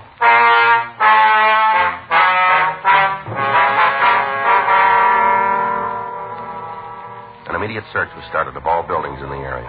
If the suspect had walked away from the scene, the amount of blood on the sidewalk indicated he couldn't have gotten far without help. While Frank and I talked to the shopkeepers in the vicinity, a check was made of the car that the thieves had used. It was found to be stolen, and arrangements were made to talk to the owner. Members of the crime lab crew came out and checked the vehicle. They were unable to turn up anything we could use in identifying the holdup men. 11:28 a.m. Frank and I talked to the owner of a small tobacco shop. I saw the whole thing. Well, where were you during the shooting, Mr. Collard? Right out in front. I looked down the street, and there it was, just like it was a cinemascope. Now, sir, did you see the actual shooting? Well, not the first. No, I was in here, behind the counter, fixing up a new bunch of pipes we just got in, putting them up on the board. All of a sudden, I heard this noise. First up, I thought it might be a backfire. Then I knew. Yes, sir? It wasn't. It was shots. So I went outside to see what was going on. Mm-hmm. Next thing I see is these three guys come out on the sidewalk, right in front of the flower shop, three of them. Mm-hmm. Abner and a couple more. One of them black-haired, the other was kind of blonde. Yeah. One of them tried to get Abner. Other one took off in this direction. I see Abner raise that gun of his and pointed at me, and I ducked inside. Did one of the men go by here? Yes, Abner shot at him a couple of times. Must have hit him, because I could see he was hurt when he run past. Did you see where he went? No, I told you, when those shots started to go by, I didn't want to wait around to see if one of them was monogrammed for me. I left. All right. Can you tell us what direction the man took? Not after he went for the door. Must have gone around the corner. Well, why did you say that? Oh, because when I went back out, I couldn't see him. If he'd gone up the street, I'd have been able to. Now, did you see the man out in front of the store? You mean Abner? No, sir, the one he was shooting at. Yeah, I got a pretty good look at him. Where was he? He was just lying there. He wasn't moving around much. Did you see him get up? No. What's all this about the other guy for? Well, what do you mean? The one Abner killed. Why all the questions about him? Well, sir, he's gone. You mean he got away? Yes, sir, it looks that way. Well, I don't see how that could be. I went right by him, a couple of feet away. There wasn't no life in him then. Nothing. He left there, and somebody had to carry him. Yes, sir, that's the way it looks. No reason for anybody to do it. The man was dead. There's no reason at all. Well, there must have been one. Why? He's not there.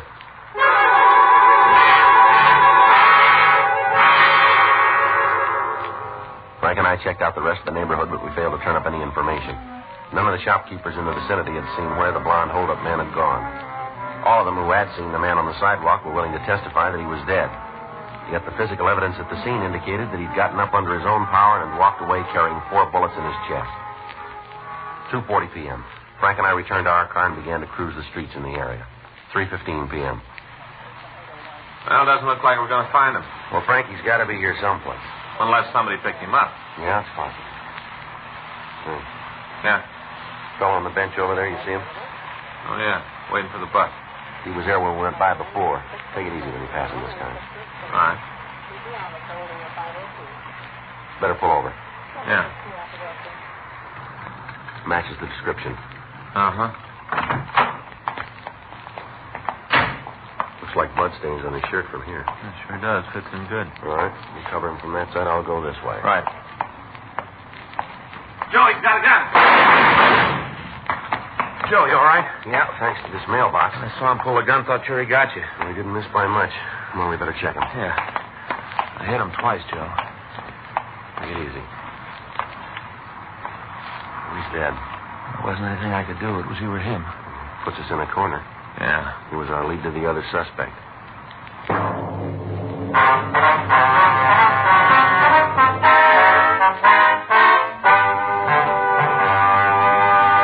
You are listening to Dragnet, the authentic story of your police force in action.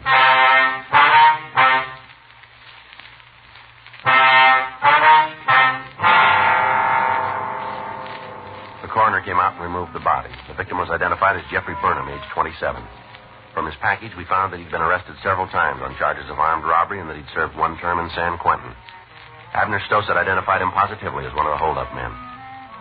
Frank and I went back to the office to do a complete check on his friends and known acquaintances in the hope that we could turn up something to lead us to the other man.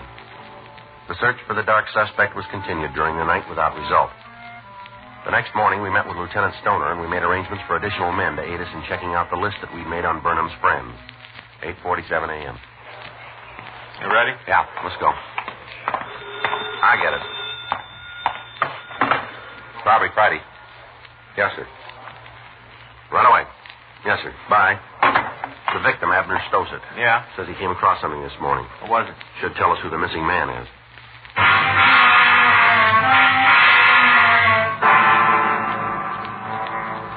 We left the office and drove out to the florist shop. Abner Stossett met us at the door. I don't know why I didn't think of it yesterday. What's that, sir? You remember how I told you they was both carrying leather jackets? Yeah. Well, after I shot the one fellow on the sidewalk, I came back in here to take care of Danville. Yes, sir. I looked around to find something to put under his head. Yeah, wait, here, man, I'll get it. All right. I guess I didn't think much about it, kind of all upset. Uh-huh. But cleaning up this morning, I found it. It should give you something to work on. Well? There it is. You can still see the stains on where the fella dropped it. Yeah. Are you sure this jacket belonged to the missing suspect? Yeah, you remember how I saw him drop it when he got shot? I remember it good. All right, sir. Thank you very much. We'll check it out. It shouldn't be too much trouble. Okay. Here, take a look. I found this myself. Here. Laundry tag.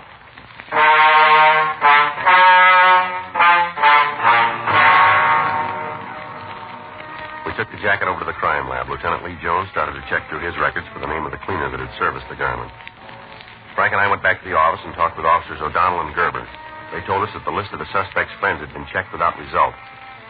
The search for the missing man had been called off, and the additional units had returned to Metro Division. At 4:30 p.m., we got the call from Lee Jones. He gave us the name and address of the cleaner. Frank and I left the office and drove over to his shop. Yes, sir. Something I can do for you? Police officer. This is Frank Smith. My name's Spidey. Oh, how you doing? Hope there isn't anything wrong. No, sir. We just like some information. I got it. It's yours. All right, sir. Ever see this before? Leather jacket. A lot of them around. How about this tag here? It's one of yours, isn't it? Let's see. Yeah, that's our mark. Can you tell us who brought this jacket in to be cleaned? It'd be hard to say. Well, the way we got it belongs to a fellow about 25, dark hair, about 150 pounds. We do a good-sized business. Hard to remember all the people who come in. That's right, sir, but do you have that many leather jackets? No. Wait a minute. Let me think a minute. Might be outside, but it could be. What's that? Halleck. Norman Halleck. He looks like how you said. I've done some work for him and his family. It might be him. Can you tell us where we can find him? I got his address in the book. I can look it up for him. If you would, please. Might be. I hear he's been in trouble with the cops before. Did you know what for? No, it's just neighborhood gossip. I didn't think I'd want to put my name on. Uh-huh. Here it is. Norman Halleck, H-A-L-I-K, 10267 Sacramento Street. All right, sir. Thank you very much. Why don't you tell me what he's done? I think it'd be better if we talk to him about that. Sure, it's his business anyway. Yeah. That's the trouble with people nowadays. They're all the time pushing in on somebody else. Uh-huh. Telling things they aren't sure about, giving people bad names for nothing. Well, there's one small difference here. Huh? This fellow made his own name.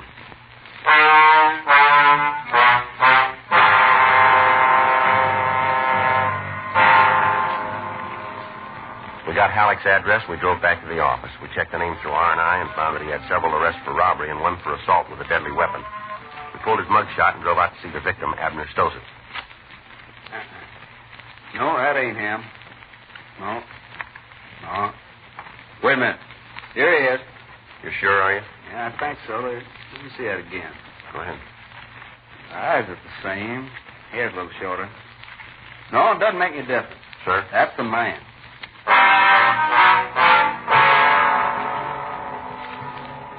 Frank and I drove over to the address on Sacramento Street. We checked with the landlady, and she told us that Norman Halleck was in his room. We went upstairs.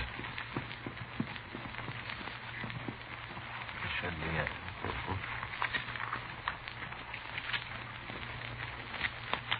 All set? Yeah. Freeze, Halleck, right there. What do you want? Turn around. What? Turn around. Put your hands up on that wall. Come on, move. Stand still. All right, he's clean, Joe. All right, let's go. Well, what's this all about? Come on, let's go. Well, you got to make a charge. All right, suspicion of robbery. You're out of your head. You tell us about it, will you? Sure, it's a bad beat. It always is, isn't it? It doesn't make any difference. You take me down, book me. I'll be out right away. All I need's a little time. Yeah, well, then you're in real trouble. Huh? You just ran out of it.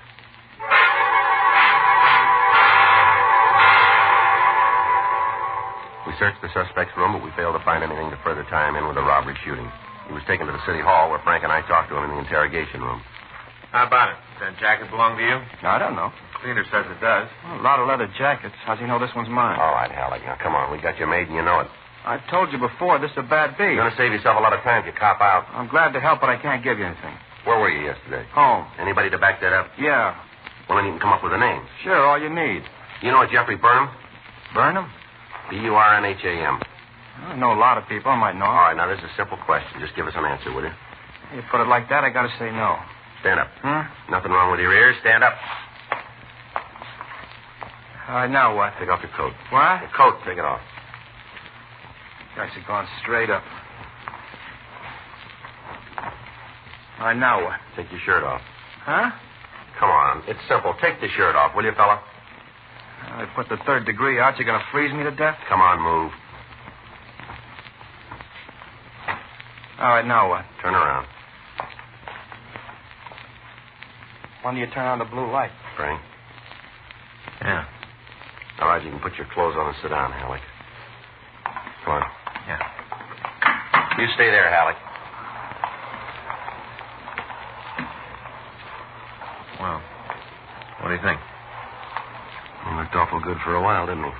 Sure blows it up. Yeah. Supposed to be shot 4 times in the chest. Not a bullet wound on him anywhere.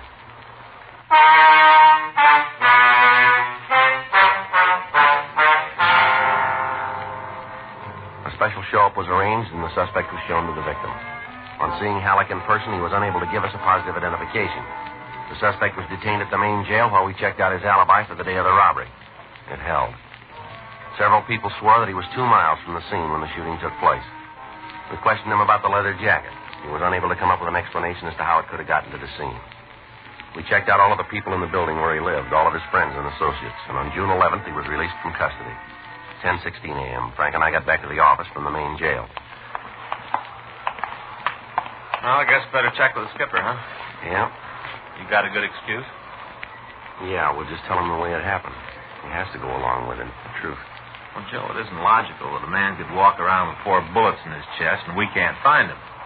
Well, then you tell me what we're looking for. Well, do you think Halleck gave us all he had? I don't know. At least we know he's clean. Yeah. No. Where do we go from here? We'll go tell the skipper. All right. Just put it in the books and keep working on it. We got one thing with it. Huh? That guy's around someplace. Sooner or later, somebody's going to have too much to drink, maybe get in a fight with their girlfriend, trust somebody too much, but they're going to say something. When they do, we'll hear about it. And we'll get to them. Yeah. Just a matter of time.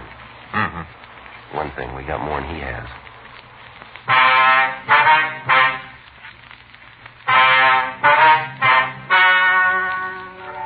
The story you have just heard is true. The names were changed to protect the innocent. On June 11th, a meeting was held in the captain's office, Robbery Division, Los Angeles Police Department.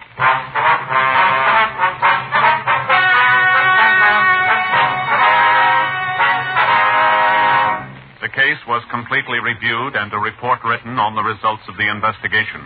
As of this date, that investigation is continuing. Dragnet. The story of your police force in action is a presentation of the United States Armed Forces Radio Service.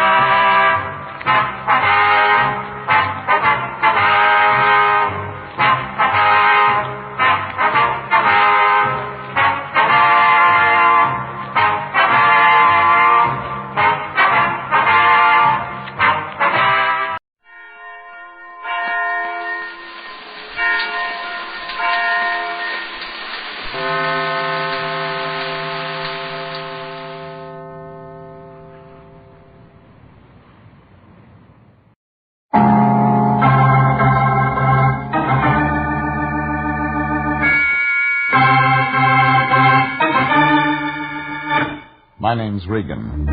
I work for Anthony J. Lyon, International Detective Bureau. They call me the Lion's Eye.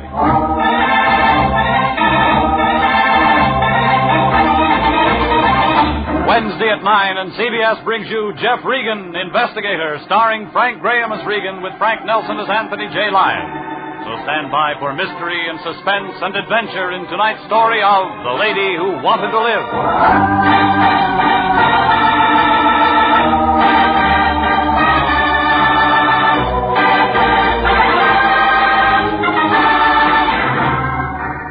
trouble comes cheap in this town, there's one item that's always on the market. You don't even have to go shopping for it. Somebody knocks on your door or dials your number, and you've got all you can handle. I found that out when I met Amy Goodrich, a long, low blonde with lots of speed. One look at her, and you knew you'd been friends too long. We met last Friday afternoon. I'd been out of town 2 days looking for a guy who turned up in jail in Reno. I was home counting the lumps in my mattress, trying to catch up on some sleep, when the phone began jumping around on the hook. I thought it might be somebody with Rose Bowl tickets. I was wrong. It was the Lion. Hello? Regan, is that you? What do you want? Oh, it's a beautiful afternoon. The sun's shining. There's a tang in the air. How'd you like to take a nice drive out to the beach? The season's over. Oh, but this is a new season. Fall, Regan. Light suntan, wild ocean. Doesn't it excite you? I haven't had any sleep in 2 days. I know. And I hate myself for disturbing you. I just hate myself. Get to the point, Fatso. Well, something very important has come up, Jeffrey. I wouldn't trust anybody but you to handle it. And besides, the sea air will do you good. Give you a lift. This isn't Berlin. Say something. Well, I want you to call on our new client. She's a nightclub singer. Has a beach cottage in Santa Monica, 18106 Coast Road. Her name's Amy Goodrich. You still there, Jeffrey? Still here. Up, my boy, to the colors, on the firing line. Drop dead. Oh, now that's not being a good soldier. Why, if I didn't know you, I hung up, stuck my head under the pillow again, and waited for him to call back. He didn't. He was playing it coy. Well, I tossed around for another half hour. The mattress got worse, and then a fly started buzzing against the window shade. About that time, the blonde next door decided to leave her husband, and it got real noisy. So I rolled out of bed, threw on some clothes, and climbed in my car. I drove over to Sunset Boulevard and headed for Santa Monica.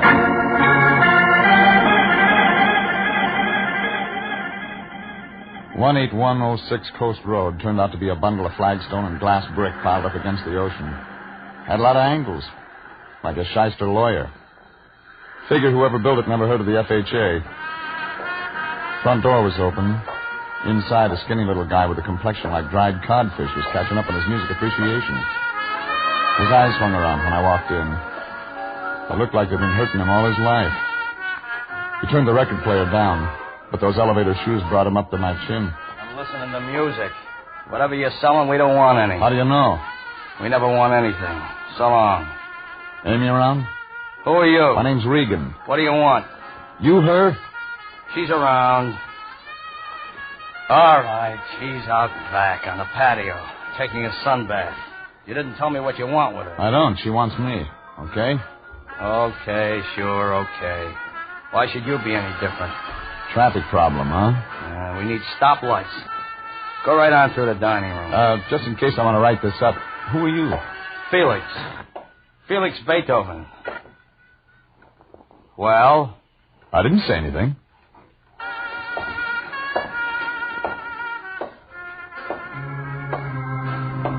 When I saw her on the patio by the beach, I knew why Felix was hurting.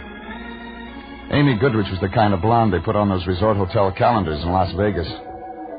No matter what month it was, she'd always start you looking around for spring.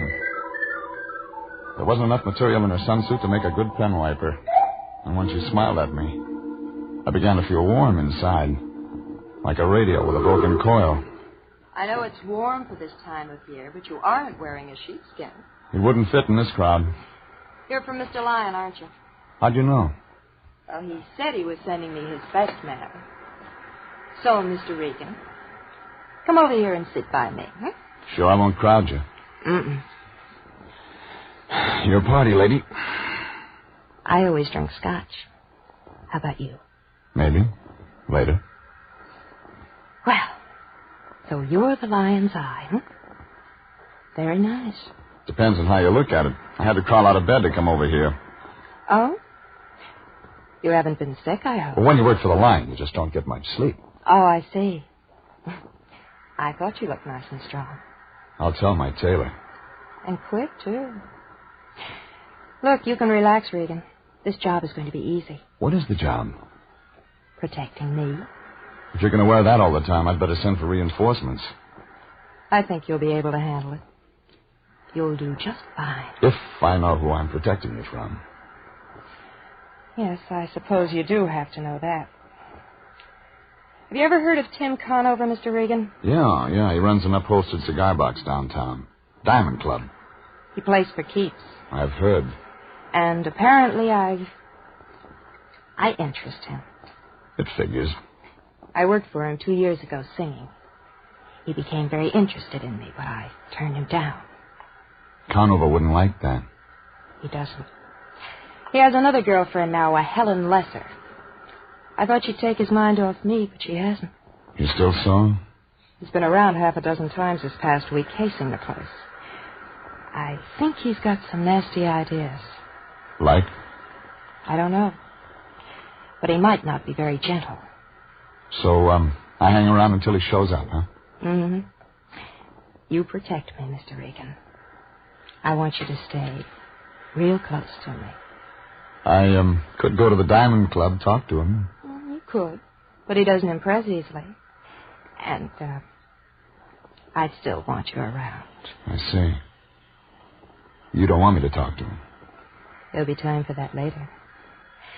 But right now, let's you and I get acquainted. Your boyfriend isn't going to like that. Felix? He's only my arranger. He writes better if he's jealous. He must turn out a couple of operas a day. He's got a bad ticker, hasn't he? He's got a bad heart. But let's talk about us. Conover, remember? Oh, Regan, don't go. I hate to be alone. I'll be back. Why'd you stay for dinner? I'll send Felix out to a double feature or something. I'm hired. I have to see Conover. All right. Kiss me goodbye. No thanks, lady. I gotta drive. But it figured Amy never read the vehicle code. I didn't mind when her arms went around me, but I could feel something else on the back of my neck. Eyes. Somewhere in that house Felix was watching, and I knew he wouldn't like the kind of music we were making. Hurry back, baby. I could still feel him watching when I broke away and walked back through the house. He wasn't in the dining room, so I went through the archway to the living room. I didn't find him, but he found me. So a guy with a bad ticker, he was fast at his feet. He had a letter opener in his hand, but I didn't see the afternoon mail. I grabbed for him, he slid away. Then he came around again. This time I got my hand around his wrist. Drop it, Buster. Drop it. Take it easy. You got small bones. You're not built for rough work. Leave her alone. Leave her alone, Regan. You leave her alone.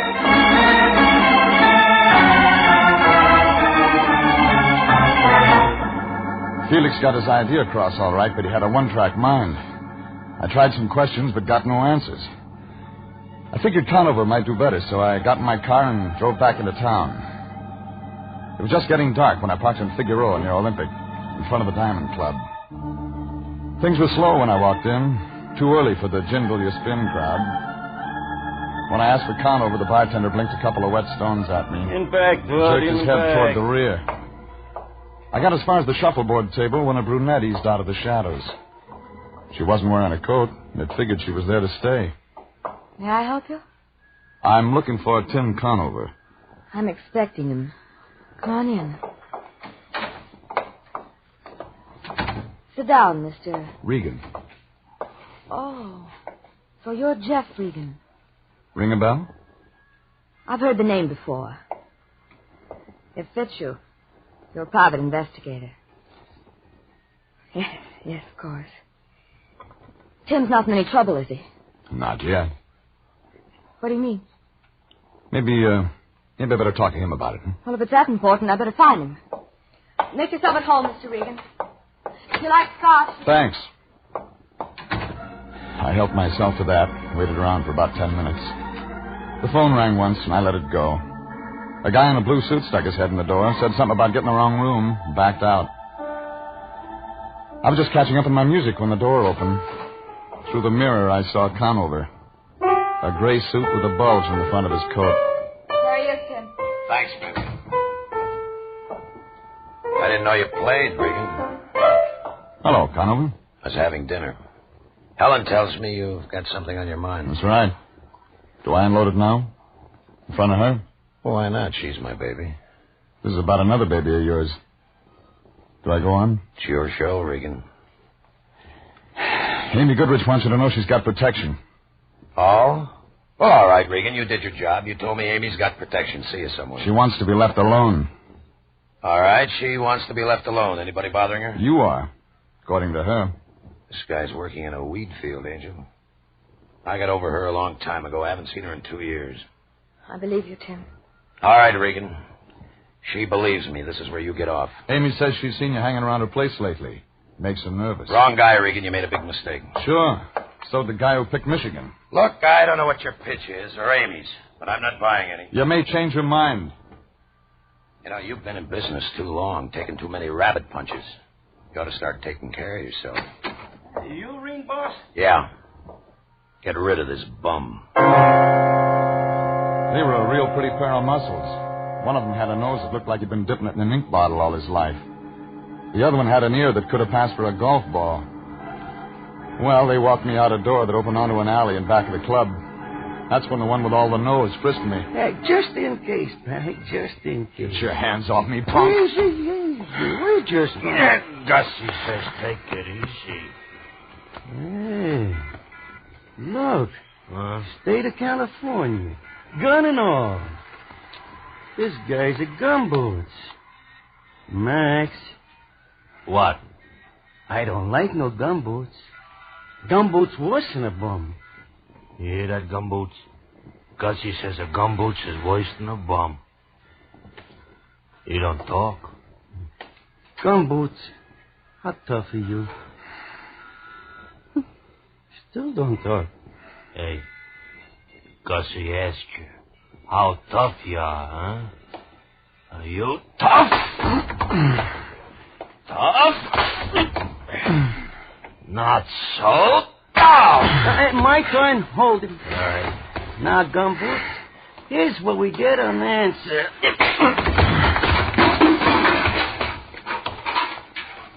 Very nice, Gussie. Thank you. Come on, Maxie. We'll be late for dinner. Yeah, what about him? Ain't you hurt? He don't feel like eating tonight.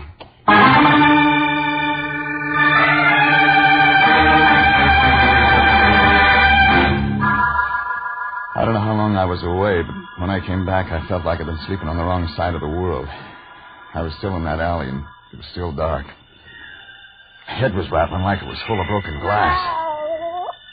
The yellow cat with an inferiority complex was sitting there looking at me.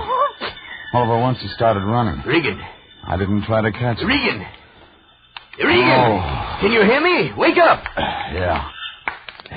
Have you been drinking? Oh, shut up. I send you out on a simple little job. I put all my faith and trust in you, and what do? Wind up in an alley drunk. Get out of here. Nuzzled up to a garbage pail, bleary-eyed, with melon seeds in your hair. Stop How blowing can steam, Fatso. You're not a locomotive. you... Now, don't get so excited. You're getting seeds all over. Give me a hand, will you? Yeah. How'd you get here? Amy Goodrich called. She was getting worried about you. Said you went over to see Conover. She wanted me to stop you. I figured you would. But she's too late. A couple of his boys played beanbag with my skull. Well, who does Conover think he is, anyway, pushing my boy around? Just who does he think? There's the door. Go in and ask him. Well, now, I couldn't do that. Well, tell me, what's this all about? That's what you're going to tell me. But I don't know anything. Amy Goodrich must have told you something when she hired me. If you're holding out on me... But I'm not, Jeff. Well, then start checking. Find out about Conover. Conover? What do you want to know about? Everything. Find out, for example, if there's anything Amy Goodrich could be blackmailing him with. Blackmail? Regan, what is going on? I told you I don't know. Well, then make a guess. Okay. It looks like everyone's in love with Amy. I left the lion standing there. He looked worried, like an elephant with a skin rash. None of it made sense. I knew I'd have to get some answers before long. I drove over to my place and straightened myself out with a shower and some Johnny Walker. A half hour later, I was back out in Santa Monica. The fog was closing in over the house when I rang the bell. Nobody answered. But somewhere in the back there was a light, so I walked around on the sand. The patio was empty. Inside, Amy was sitting on a zebra-striped couch. She was wearing a white strapless thing with a splash of red in one shoulder. She had a movie magazine in one hand and a drink in the other. But she wasn't having a very good time. She was dead.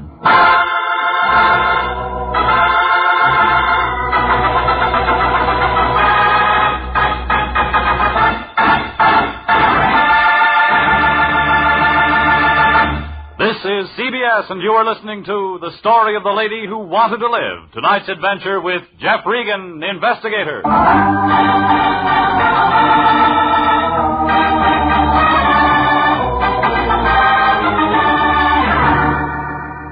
Well, the lion wasn't going to like it. His client, Amy Goodrich, was dead, and she wasn't in the market for protection anymore. I looked around for a gun, but didn't find it. Then I picked up the phone and put in a call to homicide. But I never talked to them. Out of the corner of my eye, I saw Felix standing out on the patio. And he saw me. I hit the floor and pulled her ass with me.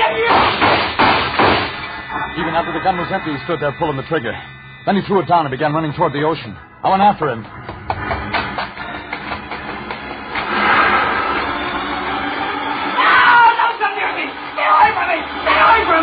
Hold still.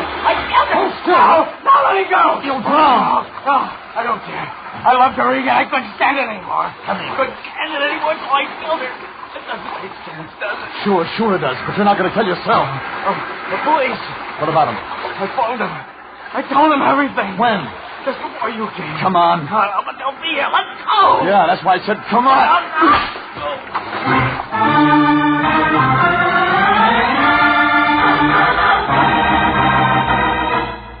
I dragged him out of the surf and got him into my car. He kept mumbling all the way into town. It was 2 minutes after 10 when we got to my apartment.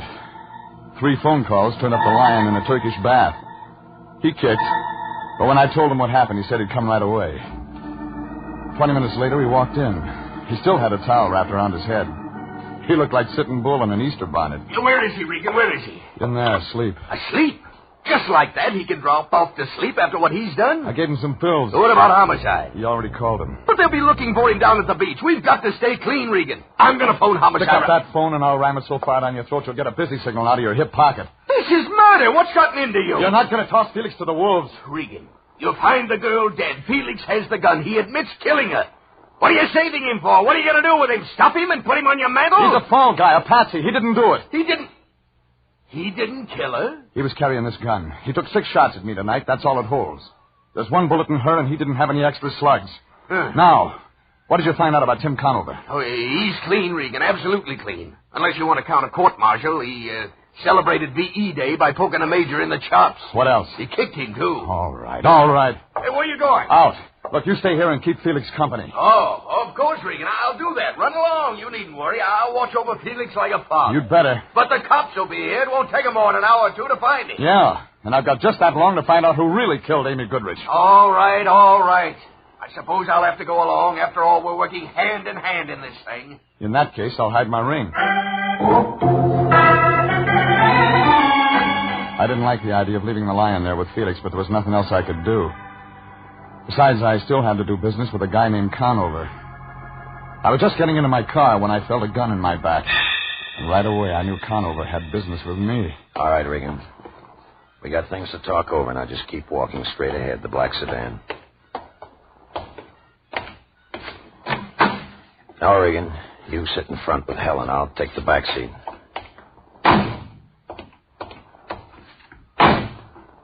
Okay, Helen. Where to, Tim? Nowhere. Regan and me can do our talking right here. It's quiet. Tim, are you sure you're doing right? Please, let me handle this, baby. All right, Regan, what's the play? I know Amy's dead. Now, let's just take it from there. Who told you? I was there tonight. Tim, you shouldn't. He'll involve you. He'll tell the police. I said I'll handle this, baby. So you were there. I know, don't tell me. She was already dead when you showed up. No, not quite. All I got out of her was the name of some guy, Dolan, and something about Lake Tahoe. She seemed to think I know what it was about. And you didn't? No. Kind of figured you'd tell me. All right. Blackmail. Amy? Blackmailing me? You didn't know her very well, did you, Regan? She said she needed protection. I think she wanted a strong-arm boy. No, it doesn't fit. She was no good, but not blackmail. It doesn't fit at all. Maybe I can make it fit. Don't try. I'm not going to be tagged for this thing, Regan. You know some answers. Maybe you better start talking right now. I said start talking. I didn't know if Conover was just looking for information or if he wanted to find out how much I knew about a guy named Dolan in Lake Tahoe. Well, I had a 50-50 chance. I could get the butt of that gun across my face, or I could try walking away and take a chance of getting a bullet in my back. And then I saw an old coupe, Oklahoma license, limping along the other side of the street. I opened the door, stepped out onto the sidewalk. I kept on going into the middle of the street. Conover yelled, but he didn't fire. And then the coupe slammed on the brakes. What's the matter with you, Pilgrim? You want to get yourself bashed up standing out in the middle of the street? Want to get yourself all bashed up? We ran out of gas. Join an auto club. Pay your dues. There's no phone. Could you give me a lift? I wasn't going anyhow. Well, climb in. Do it the bowling alley. Hey, what are them two going to do? Sit there and nick? I didn't answer that. But when we pulled away, Conover was just sitting there staring. But there was nothing to stare at. Helen was different. She registered one look. Fear.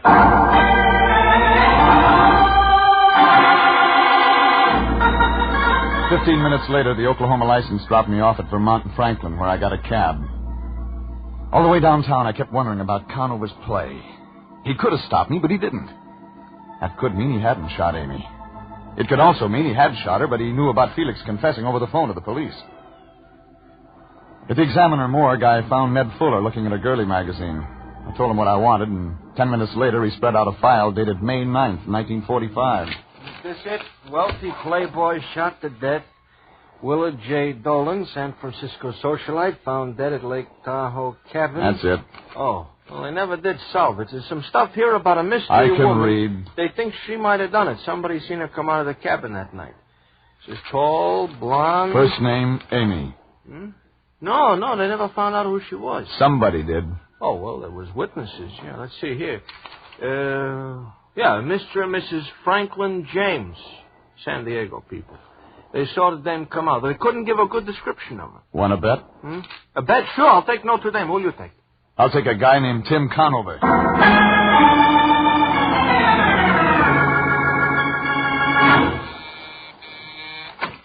Regan. Hello, Conover. You're staying up late tonight. You work awfully hard for a buck soldier. That's for what your boys did to me out in an alley. I wonder what makes a guy walk into trouble 3 times in one day. You got a lot of nerve, Regan, but you use it in the wrong places. I'm just getting started. All right, make your play. What's next? You talk. What about... Dolan, Willard J. I told you. Lake Tahoe, May 9th, 1945. Talk, Conover. All right, then I'll talk. A tall blonde named Amy Goodrich. An unsolved murder at Lake Tahoe. But there was a witness. When I first came over here, I guess she was blackmailing you. I was wrong. You were blackmailing her. You stink, Regan. I told you you wouldn't tag me for this. Well, you're wrong. No, he isn't, Mr. Regan. Oh, so that's it. Thanks, Helen. Give me the gun. I'll run things from now on. I don't know what you get out of this, Regan, but you got your engine switched. Look, a mixed-up guy named Felix Beethoven actually thinks he killed Amy, and he didn't. I've got him on ice, but the cops will get him, and when they do, he's on his way to the gas chamber. Oh, Tim, please, let's get out of here. Let's not listen. Wait a minute, baby, wait. So I was blackmailing Amy. I had a good thing, but I shot her. And I was the mystery witness at Lake Tahoe. I thought you were a better gumshoe than that, Regan. What does that mean? The date was May 9th, 1945. You mean you haven't looked me up? All of a sudden, it hit me. Something the lion had said about V.E. Day and a major who got hit in the chops. And the whole thing came apart at the seams. Conover couldn't have been the witness. He was in a guardhouse in Germany. I began to feel helpless, like a glassblower with hiccups. For the first time in my life, I really wanted to talk to the lion. I looked at the gun in Conover's hand, then I reached for the phone and dialed. Slow. He didn't stop me.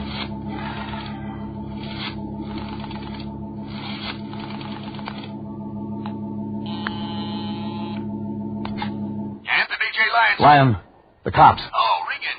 They're not here yet. Felix? Still asleep. Well, get him out of there. Regan, I can't do that. Get him out of there. We broke our pick. What? I've been working the wrong angle. We got to have more time. Well, I can't get him out of here now. We'll be seen. You must have something. I have. A guy named Willard Dolan was killed at Lake Tahoe. A Mr. and Mrs. Franklin James were the witnesses. But Conover isn't... Regan. Hold it. Yeah? That name. Mr. and Mrs. Franklin James? Hang up. Regan, what's going on? Hang up. Jeffrey, are you... Helen's got something to tell you. Oh, Tim, please. Go ahead. Go ahead, baby. Tell him. Tim. Wait a minute. Mrs. Franklin James. Yeah, Mrs. Franklin James. All right. I was Mrs. Franklin James. I was a witness. I did blackmail Amy. And you figured me to be the fall guy. You've hung around just so you could use me if the heat ever came on. No, I swear, Tim. I love you. I never meant to get you involved. But I used a piece of your stationery once. Amy had a trace. So she figured it was Conover all the time. Yes. Oh, I went crazy trying to cover it up. Because I love you, Tim. I love you. I couldn't let anything happen to you. No, but you set me up for a murder rap. No, I wasn't. I was trying to protect you. Don't you see Amy was going to kill you, Tim? She was going to kill me. Yes.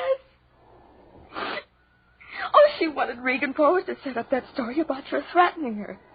And then she could claim self-defense. But it didn't work that way. No. You came around. I couldn't let Tim find out. I couldn't let anybody find out. You killed her, didn't you? Yes, I killed her. For you, Tim. I killed her for you. We can get away, darling. Regan's the only one who knows. Sure, and the kid with the bum ticket takes the rap. Except that somebody might ask questions about what happened to me. We'll have to take that chance, Tim. Regan's the only one who can make trouble for us. Us, baby? What? I don't have any troubles. You have. Oh, Tim. You're joking. Listen to me. You're wasting your time. Tim. You won't help me? No. You won't help me? No. But if you let them arrest me, I'll die. They'll convict me. Oh, please, you have the gun, Tim. You can save me. I don't want to die. I love you. I want to live. I don't want to go. All right, Regan. You better get her out of here. Tim. Regan, I said get her out of here.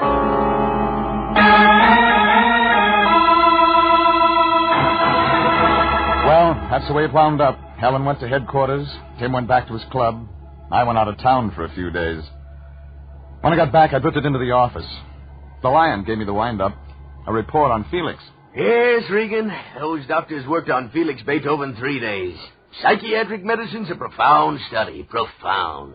They finally convinced him he didn't kill Amy. Yeah. That's sad. He loved that woman as cruel as she was to him. He loved her a great deal. I suppose life will be lonely for him now that she's gone. You're wrong. What do you mean? I saw him in Hollywood today. He's got a new friend, one with red hair. You mean to tell me he's willing to do it again? To accept abuse from another woman? Why, that man's a natural for any woman's dominance. He hasn't got a thing to worry about. But you said she was a redhead, and I know redheads. Yeah, but Felix is bigger than this one. Besides, the new one's a Cocker Spaniel. Jeff Regan, Investigator, was written by E. Jack Newman and Adrian Jondo, directed by Sterling Tracy. Frank Graham is starred as Regan, with Frank Nelson as Anthony J. Lyon. Original music is by Dick Arant. This is CBS, the Columbia Broadcasting System.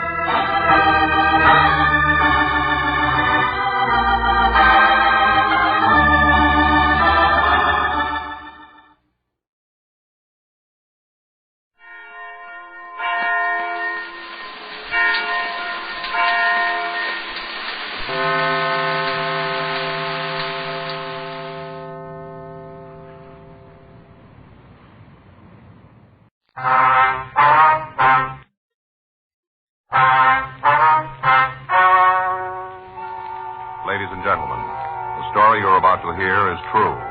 The names have been changed to protect the innocent. Dragnet.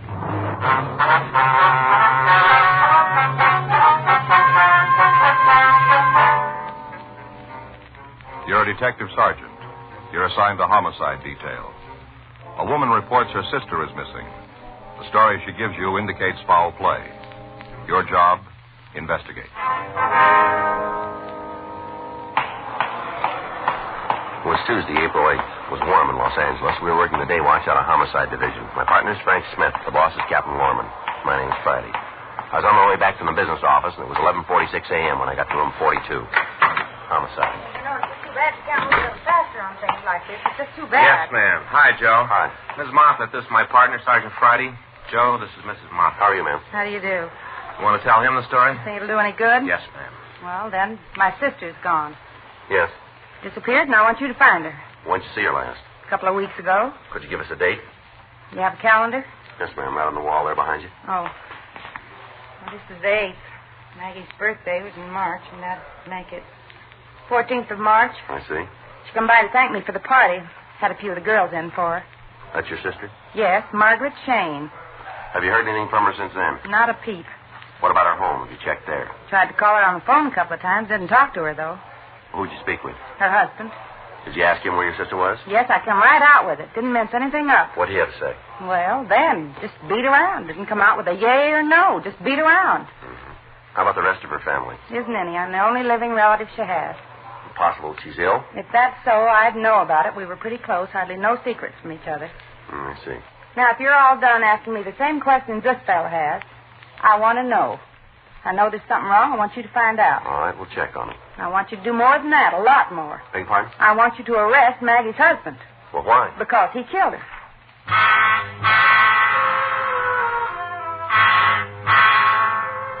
We checked the name and description of the woman through missing persons files, but we failed to find anything on her. While I talked to Karen Moffat, Frank went down the hall and ran the names Margaret Shane and her husband Gordon through R&I. There was nothing on either one of them. 1:06 p.m. We left the office and drove out to check the missing woman's house. Doesn't seem like anybody's home. Well, let's check the bank. Right. You think there's anything to it? You know as much as I do. We both started from the same place. Yeah. I'll get it. All right. Well, there's somebody home. Yeah. Wonder why he didn't bark when we knocked on the door. I don't know. There's nothing here. Let's check the garage there. Locked? Nope.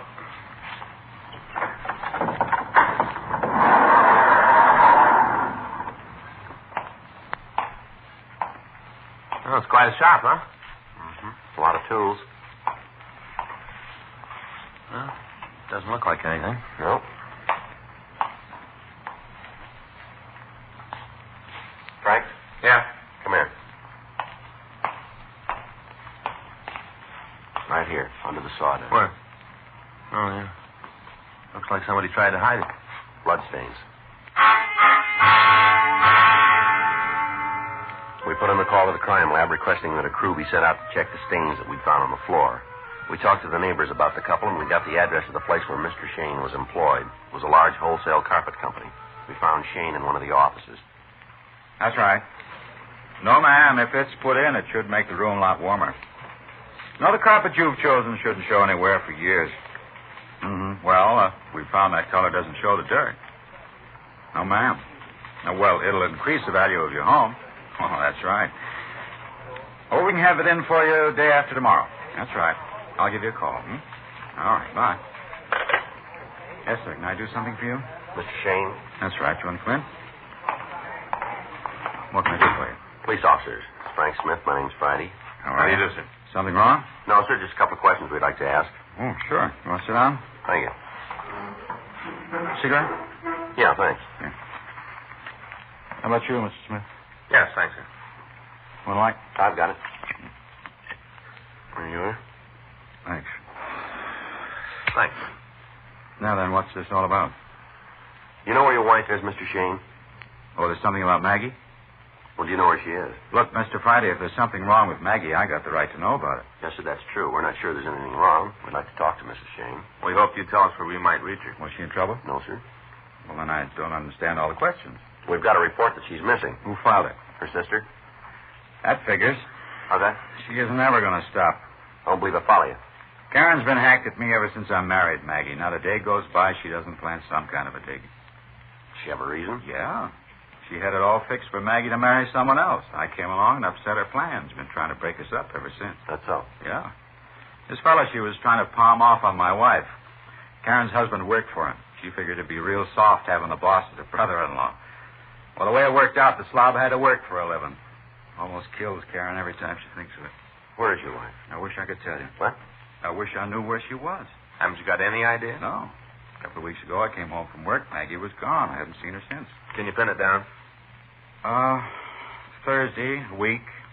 She called during the day to tell me she wanted me to go out to dinner. Said she wanted me to be home on time. I told her I wouldn't be able to make it. We had words. She hung up.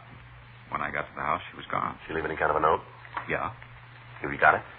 I don't think so. I was pretty upset. Guess I must have thrown it away. Haven't seen her around since. You know, you've got quite a woodworking shop in your garage. Yeah. Stuff's getting a little rusty now. I haven't felt like doing anything. Now, this trouble with your wife, was there another man involved? It'd be hard to say. What do you mean?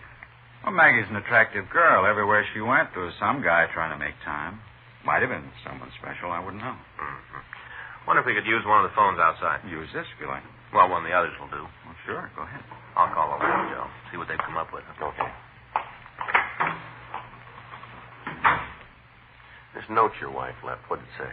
You mean the exact words? If you remember. It was pretty simple. Just that she was leaving me. Said she didn't have to tell me why, that I knew. Did she say where she was going? No. Figured maybe she went back east. She's got some friends there. Where? Nebraska, I think. I've never met them. How about clothes? What? Did she take any clothes with her? Oh, yeah, I guess so. She had quite a few. I looked at her closet. I couldn't tell what was gone. She took her fur coat, though. Mm-hmm. Did you try to contact any of her friends? I called around. I didn't find out anything. Mm-hmm. Whole thing's a farce, Sergeant. Isn't anything new about a wife leaving her husband. Read about it all the time in the papers.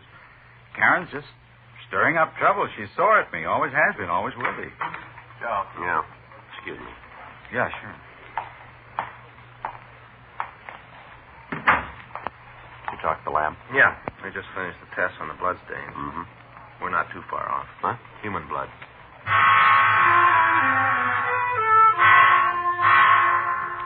Frank and I took Gordon Shane back to his house. During the ride, he was quiet, and he refused to be led into a conversation about his wife.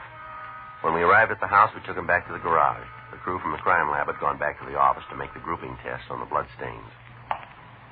Wish you'd tell me what this is all about.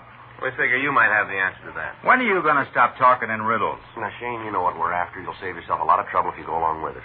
Well, I don't know. What are you after? You drag me away from my job, cause me a lot of embarrassment. Now, how about calling the game so we both know what we're playing? All right, fine, sure. You got an explanation for this? What? The blood stains here on the floor. Yeah, sure. I killed a couple of people. This is where I did it. We don't need any jokes, Shane. Just figure it out. Well, you better turn in your deerstalker cap. I made those stains myself. Yeah? I was working on the lathe. Chisel slipped out of my hand, cut my foot. When did this happen? A couple of weeks ago. Before or after your wife left? Now you're ready to stop the game. It's a real easy question, Shane. Give us the answer the same way, will you? Before.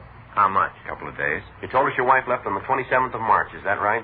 Yeah, I guess so. Is it right or isn't it? It's right. It's Then right. when did you cut your foot? The Sunday before.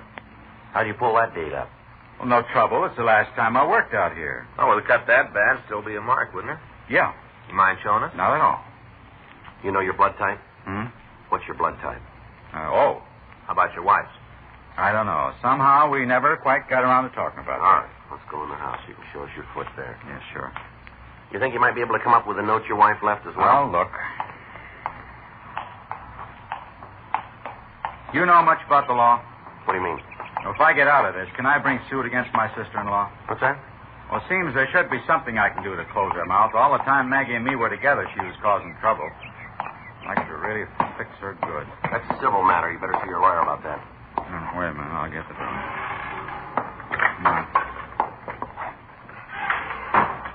We can talk in the living room. Where? Living room. All right. You want to go ahead? Yeah. This is the living room. You can sit down anywhere. All right. A little messy. I haven't spent a lot of time here since she left. Just toss those things on the floor. Don't worry about it. You want to see if you can find that note now? Yeah, I think maybe it's in the desk. I'll get it. Wait a minute. I'll have a look first. You guys don't trust anybody, do you? That's the way it's going to be. You got to go with it. All right. Better make sure I haven't got a machine gun hidden in there. You know, you've done pretty good up to here, Shane. Don't press your luck. Yeah. Go ahead. Tear the place up. Too bad I haven't got a wall bed. You could look for her in there. It doesn't seem to make any difference to you that your wife left at all, does it? That's the way it looks. Yeah. Well, you ain't far off. Real load off my back. We've been married over 4 years, and all that time I haven't had a minute's rest. Thinking how she was going to run off with somebody else. Figured that she'd drop me. Now it's over. I don't have to worry anymore. You got it wrong, Shane. That's right. Yeah. Take a look, Joe. So what do you got there? You got no right to go through my personal things. When did you see your wife last? I'm not going to say anything more. You're trying to lead me into something. Looks like you found your own way. Now, how about it? I'm not going to talk anymore. All right. You call it any way you want. No matter how it turns out, you're going to carry the load. All right. She left on the 27th. That's the last time you saw her? Yeah. Have you heard anything from her since then? No. And I hope you got an answer for these. What do you got? A couple of checks made out to you, and they're signed by your wife. Well, what's that prove? The dates on the checks make a liar out of you, Shane. Huh? They were written a week after she left you.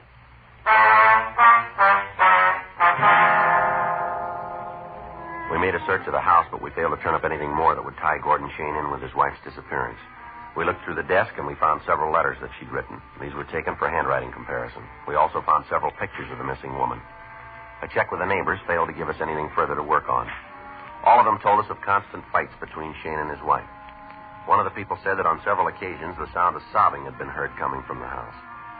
At 5:20 p.m., Frank and I left the place and took Shane down to the city hall. The checks and samples of Mrs. Shane's writing were turned over to Larry Sloan for comparison. We put in a call to the crime lab, but we found that the blood grouping tests were not finished. 6:12. We took the suspect to the interrogation room. Just sit down over there, Shane. Okay. How long do you think you're going to be able to hold me? Depends on when we get the truth. Well, you saw the cut on my foot. You didn't find anything at the house. Look, you're grabbing at shadows. You still haven't told us about the checks. No reason to. Everything I say, you twist around so it ends up something I don't mean. Where'd you get the checks? From Maggie. What about the date on them? I don't know. I guess she made a mistake when they were written. Where'd you get them? Found them in the desk. Well, didn't you think it was kind of funny that your wife would write a couple of checks and just leave them laying around on the desk? No. Maggie was always doing something like that. She didn't care about money. How about you, Shane? Huh? Does it make any difference to you? Look, I'm getting tired of this. Some crazy old bag comes in here, tells you a fairy tale, and you buy it all away. Any special reason why you're taking my sister-in-law's word for it? The way she tells us seems to add up. Well, then you better go over the column again. My wife walked out on me. There wasn't any fight when it happened. She just picked up and she left. I don't know where she is. I don't much care. But you put this down in your book. I didn't kill her. Now look, leave me alone. When do I get to call a lawyer? We'll set it up for you. Well, do it fast, because you're getting nothing more from me. That's the way you want it. If it wasn't any other way, I'm telling you the truth, and you don't believe it. Might as well keep my mouth shut so you can't make it any worse. All right, Gordon. We'll take you over to the main jail. You can call your lawyer from there. What are you holding me on? Suspicion of murder. You just don't give up, do you? Look, we got to go along with the evidence. Well, you better check it again, because you're making a mistake somewhere along the line. That's the way it looks to you, does it? Yeah. Go over the road again. Find it. You're a cop. No, let's do it the easy way. Huh? You point it out.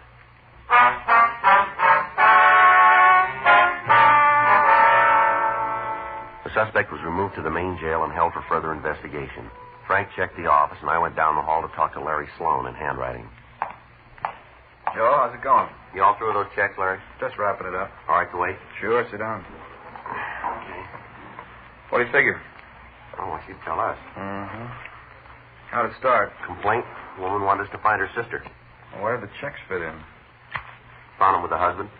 Date's a couple of days after she disappeared. Mm-hmm. Figure he might have written them, huh? Well, that's one way. Well, that does it. Okay, what do you got? The endorsement on the back is Shane's writing. His signature. Yeah, here you can see it. No trouble there. The O's, Wave pulls the stroke down on the S. That's his. What about the writing on the face? Well, look here. Shading on the G. Yeah. Where the crossbar on the T's pulled up. These are the samples, and you got the same thing right here. No doubt about it, huh? Not with me. Okay. The woman wrote the checks. Joe? In here, Frank. Oh. Just talked with Lee at the crime lab. Yeah? He finished the grouping test. What do you find? Got in touch with Karen Moffat. Found out the missing woman's blood type. Yeah. Stains on the floor aren't hers. They belong to Shane. How you doing, Joe? Not good. Looks like we got the wrong man in jail, doesn't it?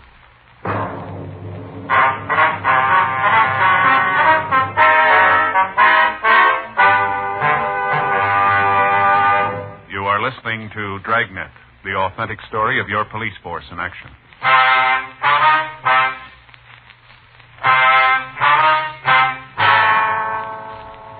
Frank and I left the office and went over to the main jail to see Gordon Shane. We talked to him for over an hour. He told us that he and his wife had been having trouble for quite a while and that they'd separated on several occasions. He went on to tell us that he didn't know for sure whether there was another man involved, but that he'd heard his wife spend a lot of time in a small bar on Vermont Avenue. He said that it was possible we could pick up some information on her there. Frank and I left the jail and drove over to the place. It was an average neighborhood tavern. We talked to the bartender. Only one way to describe her. Man, oh, man. Well, was there anybody special that Mrs. Shane spent a lot of time with, would you know? Gee, I don't know. A lot of people in here like a family. Guess if you had to nail it down, it'd be Leonard. Who's Leonard? Another regular. He's here almost every afternoon. He and Mrs. Shane were pretty friendly, huh? Yeah, real buddies. They used to come in and get gas together, spend the whole afternoon, sit down there at the inn and play horse. Play it by the hour. Not for money. We don't allow that in here. What do you know about him? Not much. Doesn't figure him and Maggie had hit it off, though. Why do you say that? Well, it just doesn't. She liked her fellas big, you know, dark and handsome. Leonard's a little guy, not more than 5'4". Sure ain't anything to look at. What's his last name? I think it's P-U-R-D-Y, Purdy. It seems like it's it. What's he look like? Not much about him you'd remember. He's a little guy, blonde hair, real bad complexion. Has a mustache, you know, big kind of handlebar like. Yeah. You know where he lived? Not for sure. I think he's got a room over on Fountain someplace. I don't know the number. Where's your phone? Through the back door there. Thanks. On the left. I'll take it, Jim. Right. Does this Purdy work for a living? No, regular. What's he do, you know? He's some kind of salesman, door to door. I don't know what he peddles. Seen him a couple of times with a sample case, though. Has he been around lately? No. Hadn't thought about it, but I guess I haven't seen him in a couple of weeks. You ever hear what he and Mrs. Shane talked about? Word here and there. Nothing you could put together. I think she spent the time with him because she didn't have to worry about it. How do you mean that? Well, you know, a little guy like that. Couldn't give her no trouble. He's always around. Maggie didn't have a car, so Leonard would drive her if she wanted to go someplace. What kind of a car? 41 DeSoto. Parked it out back a couple of times. It's a real wreck. All right. What'd she do? Huh? Maggie, what are you after her for? Like I said, we'd like to talk to her. Sure, a doll till you get to know her. After that, doesn't matter how much money she spent, she can't switch you back. She spent quite a bit in here, did she? Yeah? Her and Leonard had really put the drinks away. Both of them had hollow legs. You know, I've seen some pretty heavy drinkers walk up against them. They don't stand a chance. Maggie can really put it away. It always causes trouble. How do you mean? Gets loud. Yelling all over about how she could buy and sell everybody in the place. A couple of times I had asked her to get out. Things like that hurt business, you know. She carry a lot of money with her, did she? Oh, yeah, always had a bundle. Said she was an heiress or something. I don't know. She was always loaded, though. Anything on Purdy? Yeah, sure is. Yeah? Got out of the state mental hospital 6 months ago.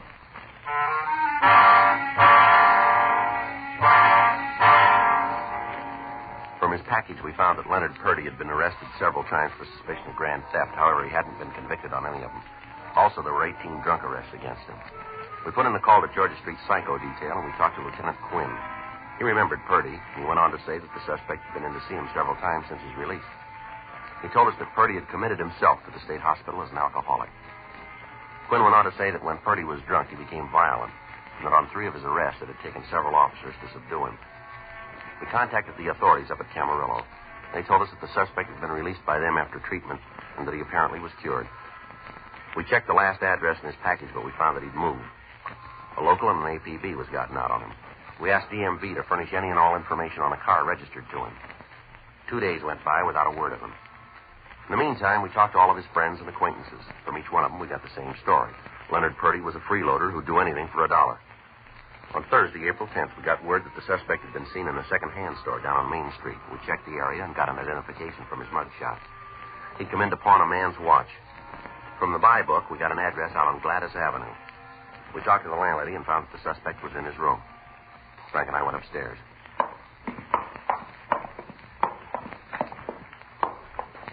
Who's that, huh? No.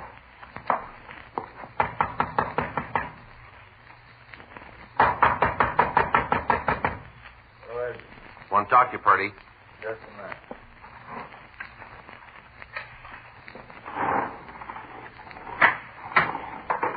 Yeah, what do you want? You Leonard Purdy? That's right. Who are you guys? Police officers who want to talk to you. I got nothing to do with cops. I had my fill up. Yeah. Why don't you come in? Frank? Yeah. You can be here long? Not long. That's good. I don't feel like making small talk. I'd offer you a drink, but there's just barely enough for me. You can understand. Put the glass down, Purdy. What? Put it down. Look, you got no right to come in here and tell me what to do. Nobody asked you. No. Oh, this in the closet. This fur coat belong to you, Purdy? Yeah, I get cold now. You know a woman by the name of Margaret Shane? Never heard of her. You sure about that? I'm sure. I got nothing to answer to you. Before you come in here and tell me what to do, I don't have to give you one single answer about nothing. You better come up with one. What's that? This coat. What about it? It's got Margaret Shane's name in it. It must be a mistake. I don't know anybody named Shane. Nobody. We got a lot of people who say you do. You telling me the truth? Same people tell us you were with her when she disappeared. They don't know what they're talking about. The way they put it, it's pretty straight. Who told you? Who? Just give me some names. Everybody we talked to. They said I was with her? That's right. Now, where is she? I don't know. You got to do better than that. No, it's the truth. I don't know where she is. Mm-hmm. I killed her, but I don't know where she is.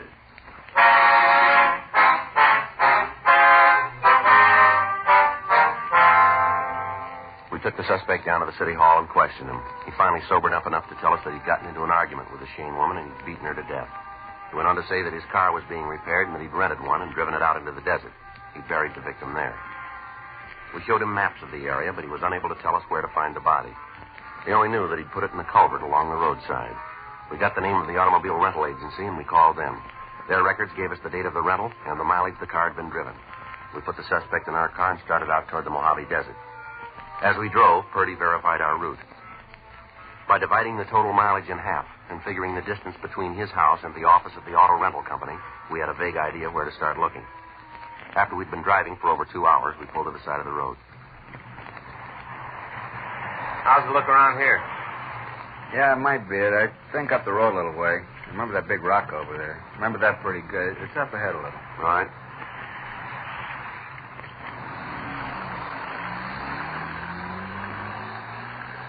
We drove for another 30 minutes, and then Purdy directed us to pull off onto a dirt road. We drove another half a mile, and we came to the end of the road. We can't go any further. Don't have to. Huh? I remember now. Let's get out of the car. Just stay close to us, Purdy, right here. All right. Which way? Over here. Sure beautiful day. Yeah. It's different when you get out in the country. Everything's got a different color. Come on, Purdy. Where is she? Over there, behind the bushes. I'll go look. Always been the big trouble. What's that? Boozing it up. Every time I get a few drinks, I don't know what I'm doing. Thought after I got out of the hospital I had it made, you know, I'd be able to stay away from it. Yeah. First time I had trouble, I went back. I always went back. How about it? Yeah. She's there. All the time. That's what caused the trouble. Wouldn't be if it wasn't for me boozing it up. Mm-hmm.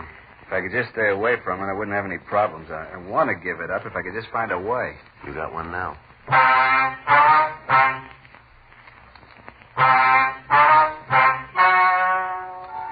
The story you have just heard is true. The names were changed to protect the innocent. On August 14th, trial was held in Department 98, Superior Court of the State of California in and for the County of Los Angeles.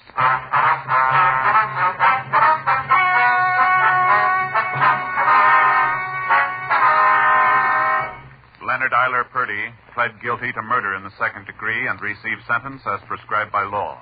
Murder in the second degree is punishable by imprisonment for a period of from 5 years to life in the state penitentiary. Dragnet. The story of your police force in action is a presentation of the United States Armed Forces Radio Service.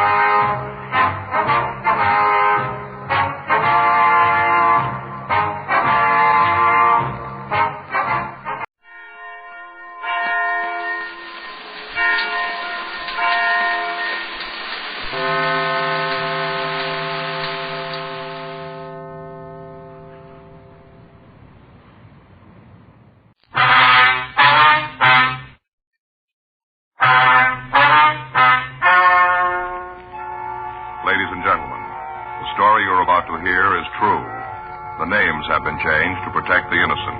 Dragnet.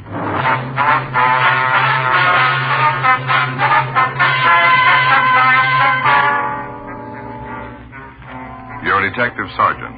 You're assigned a robbery detail. You get a call from the Georgia Street Hospital. A woman has been brought in to receive emergency treatment. She says she was kidnapped and robbed. Your job? Investigate.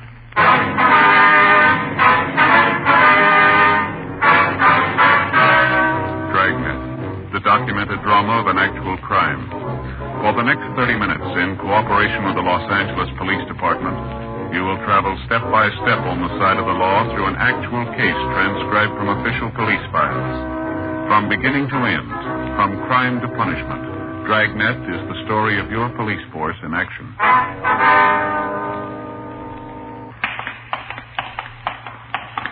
It was Wednesday, February 4th. It was cool in Los Angeles. We were working the night watch out of robbery detail. My partner's Frank Smith. The boss is Chief of Detectives Thad Brown.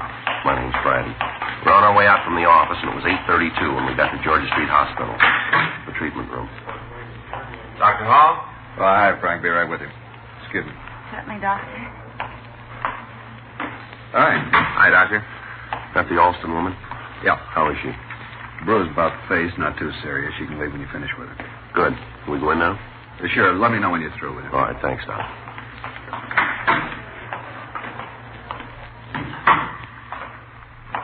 Miss Alston? Yes? We're police officers. This is Frank Smith. My name's Friday. How you doing? I do, ma'am. Doctor just told us that you could return home when we finish questioning you, so we'll try not to keep you too long. Thank you. I'm not really hurt much. I was more frightened than anything else. Yes, ma'am. Would you like to tell us what happened now? I stopped at a signal at Washington Boulevard in Normandy, and suddenly the car door opened, and a man jumped in the car. I was scared, and I let out a yell. Mm-hmm. Which door did he open? Well, on the passenger side. He got right in the front seat beside me. All right. He had a knife in his hand. He said not to scream or he'd stab me. Put the knife right against my ribs, right here. Mm-hmm. Then he said to drive straight ahead. I did. We went a couple of blocks, I guess it was, and then he said to stop the car. When I pulled over the curb, another man got in the car, in the back seat. Mm-hmm. The one with the knife told me to get in the back seat. And when I did, he gave the knife to the other man. And then he started to drive. Mm-hmm. And the man in the back took my purse from the front seat and started going through it. I don't know why I did, but I grabbed for it. It was a mistake. Mm-hmm. He slapped me real hard. He said that was just a sample. I'd get some more if I didn't just sit quiet. He took the money I had in my billfold and he grabbed my arm. He twisted it so he saw I had a watch on. And I hesitated when he told me to take it off, and then he hit me again. He took your watch, too, did he? Yeah, and my ring, too. Can you give us the serial number on the watch? Yes, I have it written down at home. We'll need a description of the ring, too. All right. Would you go on, please? Sure, I'd wind up as a picture and a headline in tomorrow's paper, one way or the other. How do you mean that? Well, he was driving like a maniac. He's breaking all kinds of laws. Yes, ma'am. Then I thought, well, maybe this might be a good thing. His driving like that, I mean, because a police car started chasing us. I could hear the siren, and I thought I saw the red lights flashing. Mm-hmm. I was hoping they'd catch us, but, well, somehow we got away from them. This man took so many chances and all. No wonder we didn't smash up sooner. You mean that you did have an accident later on? You don't know about that? No. Well, after he got away from the police car, this man kept driving real crazy and dangerous. Finally, we went down a dead-end street. He put on the brakes, but it was too late, and we smashed into a wall of some kind. Yeah. And they got out of the car, and they started running. I started screaming. Mm-hmm. Well, anyhow, some man came out of a building. I told him what had happened, and he called the police and the ambulance. Here I am. Still some shaky, but thankful it wasn't any worse. Can you give us a description of these two men? Well, not much, I'm afraid. That makes me feel pretty stupid, too. What do you mean, ma'am? Well, I'm always doing those observation tests in magazines. I could get real high ratings, and when I'm up against the real thing, I fail miserably. Can you give us a general idea of their age, their coloring, their height, the way they were dressed? I don't think they were too old. Maybe around 20 or so. Mm-hmm. They had dark hair, I can't tell you how tall they were. The only time I saw them standing up was when they ran away from the car. I see. As I remember, the one that drove had on a sport coat, tan color, and the one in the back had on a brown suede jacket. You know, the kind with the knit cuffs and the collar and the waist. That's about all I can remember. I'm sorry. That's all right, Miss Austin. We appreciate the fact you're under a pretty bad strain. I really thought they'd kill me. Yes, ma'am. You remember if they were clean shaven? You mean, did they have mustaches? That's right. No, they didn't. Well, you remember if either of them had any scars or marks on their faces, anything distinguishing that might help us identify them later? Well, if they did, I didn't see any, but... Well, there was one thing. I don't know if it means anything. Yeah. The one that was driving had a bandage on his thumb. I could see that because he held the steering wheel up near the top. On which hand? The right one. It was all wrapped up, you know, all around, not just adhesive kind. Mm-hmm. I'm sorry I can't give you more information. That didn't make me happier than for you to catch them. Especially the one that kept hitting me, the one in the back seat. Yes, ma'am, I understand. I think he enjoyed it. He'd grin when he did it. After I made the mistake of grabbing for my purse. I tried not to give him a reason to hit me again. It didn't help.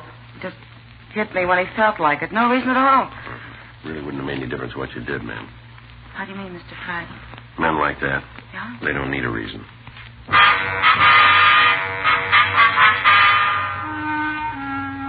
We continued to question Gwen Alston, but she could add nothing further that would aid us in identifying the suspects.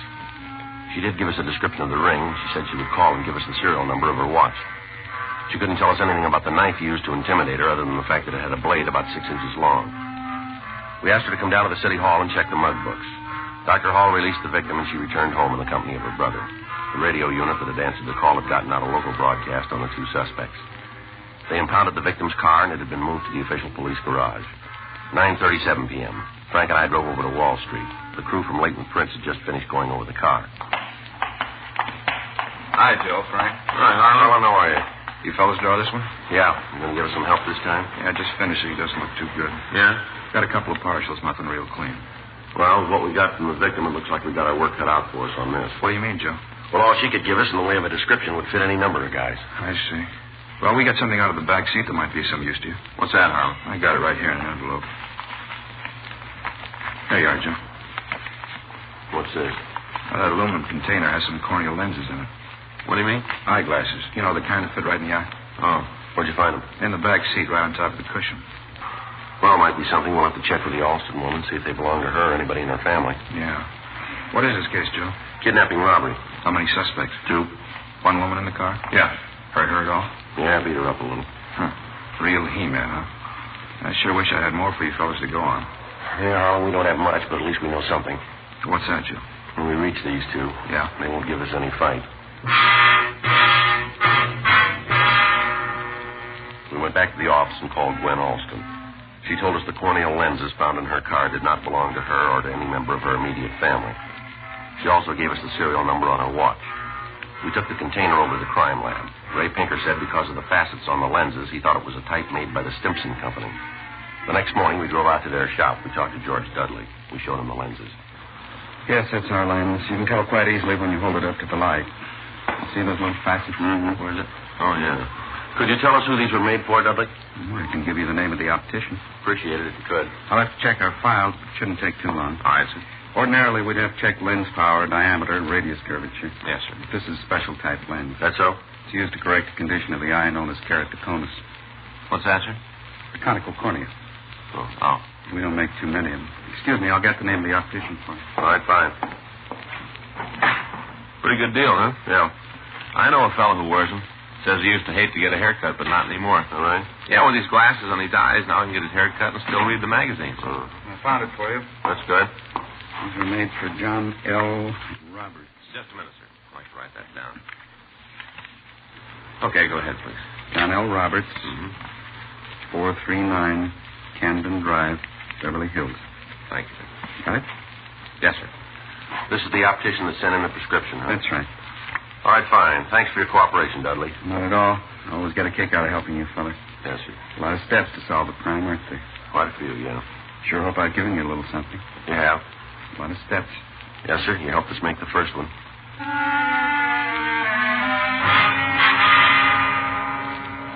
We drove out to Beverly Hills and we talked to John L. Roberts. He checked the prescription number against his files and gave us the name and address of a Robert Brierton as the man he had fitted with the corneal lenses. Frank and I went over to the house on Bedford Street, but there was nobody home.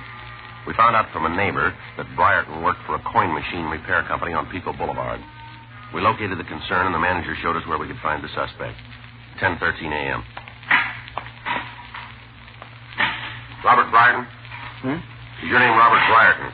Yeah? Police officers. It's our identification. Joe Friday? That's right. It's Frank Smith. Hi, Howard. I'd like to ask you some questions. What about? You wear those glasses all the time? Do I what? The glasses you got on. Do you wear them for work? Yeah, most of the time. What's this about glasses? You ever wear any other kind? Yeah, why? What kind? Well, how many kinds are there? Why don't you tell us? Well, I don't get this. What am I supposed to have done? You wear another kind of glasses? Isn't that what you said? Yeah. What kind? The corneal lens type. Where are they? I don't know. Home, I guess. You're not sure?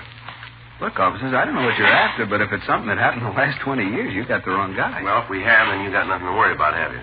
That's right, but mistaken identity can be embarrassing. I'd just like to know what I'm supposed to have done. Suppose you tell us about the other glasses, huh? Your corneal lens? Yeah. Well, what do you want to know about them?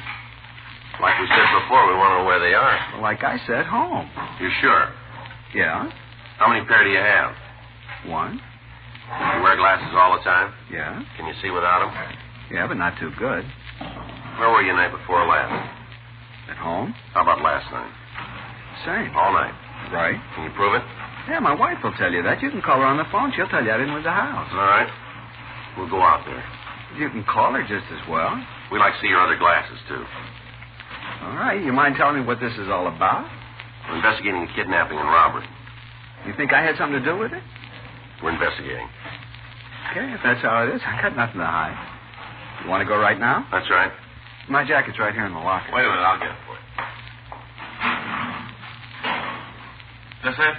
Yeah, the brown suede with the net trim.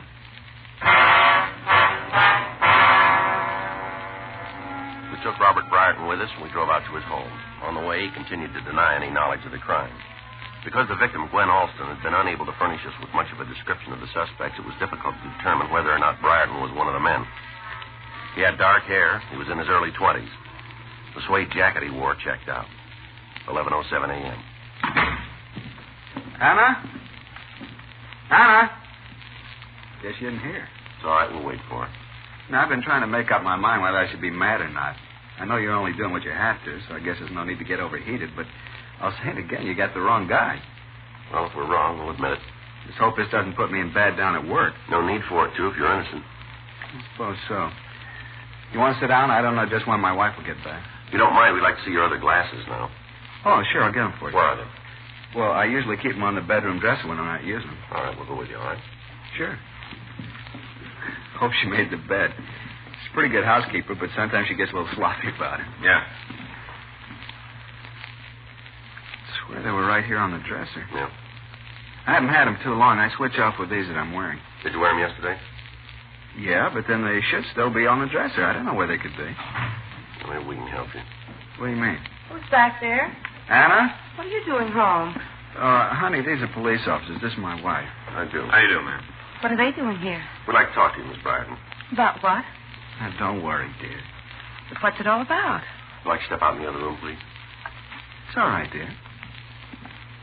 I don't understand this. Listen to it. Can you tell us where your husband was Tuesday night? He was home with me. How about last night? He was here all evening. You sure? Yes, he came home from work and stayed in all evening. Oh, I see. What is it? Police business. You think Robert had something to do with it? Yes, we do. When did this happen? Last night. I told you he was home all evening. That may be true, but these corneal lenses were found in the victim's car. They belong to Robert? That's what his optician told us, yeah. It's all wrong. Well, the victim was beaten by a man who wore a jacket, brown suede with knit trim. That's the kind your husband owns, you know. But he wasn't out of the house, I tell you. I'll believe we'll have to take him downtown. No, he didn't do it. I know it. I'm sorry, Miss Brierton. These are your husband's lenses. They were found in the victim's car. But he was with me all evening. That may be, but we're going to have to hold him. No, he didn't do it. It was Gordon. Gordon who? I let him wear Robert's jacket last night. Well, who's Gordon? My brother.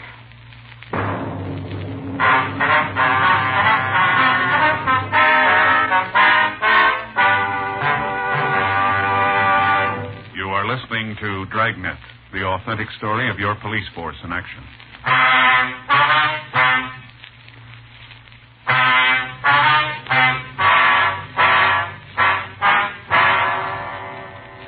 Mrs. Briarton went on to explain that she let her younger brother take the suede jacket the previous night. She also told us that the boy was living with them while he attended school. After questioning her further, we learned that Gordon Heddig had been in trouble with the police before. We called the office and asked Jack Crowley to check the name and description through R&I. We also asked that if he came up with a record, he'd have Harlan Stahl compare Heddig's fingerprints with the partials found in the victim's car. Frank and I got the address of the school that the boy was attending, and we drove over to see him. We waited in a small office while the school authorities located him. Well, Miss Alston was right about what she told us. What do you mean? Well, she said she couldn't give us a very accurate description. Yeah. She said the ages might be around 20 or so. Mm-hmm. Not many high school students look 20, not even seniors. Yeah, that's true, but according to what the Briartons told us, this could be the boy. Yeah, that's right. Come in. Come on in, son. Close the door. You Gordon Heddig? Yeah. Police officers, Heddig. What do you want me to do? Stand at attention? I told you once to come on in. Now come on over here. Sure, but remember where you are. These ain't soundproof walls. I don't play tough with us, son. Sit down. You see, the orders always tell you guys what to do. Sit down, stand up. You're all the same. Never get off a guy. All right, now just keep still. I'm sitting in school trying to learn something. You got to come around and jerk me out of class. Why don't you wait until General Assembly? There's the whole school in on it. I don't care what you do to a guy's reputation. That's what you think, is it? Yeah. Now, listen, son, we never heard of you before today, but we're finding out fast. The way we got it, you've gone way out of your way to make your own record, and you didn't do it in the classroom. We've got a good reason to be here. If you're innocent, you won't have to worry about what anyone in this school thinks. You don't sell me, mister. We don't have to, son. If you're clean, it's like we never met you. But I'm going to put it right on the line for you. The way this thing shapes up right now, we think you already bought yourself another hunk of trouble. Figures. I'm made before I go in. That's where you're wrong, kid.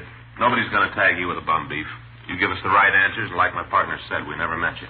All right. What do you want from me? You can start by telling us what you did last night. I went to a show. Where? Downtown. What time? Oh, around 7, I guess. Who was with you? Nobody. I went by myself. What was the name of the theater? The Dawn. What'd you see? What pictures? Yeah? I don't remember right off.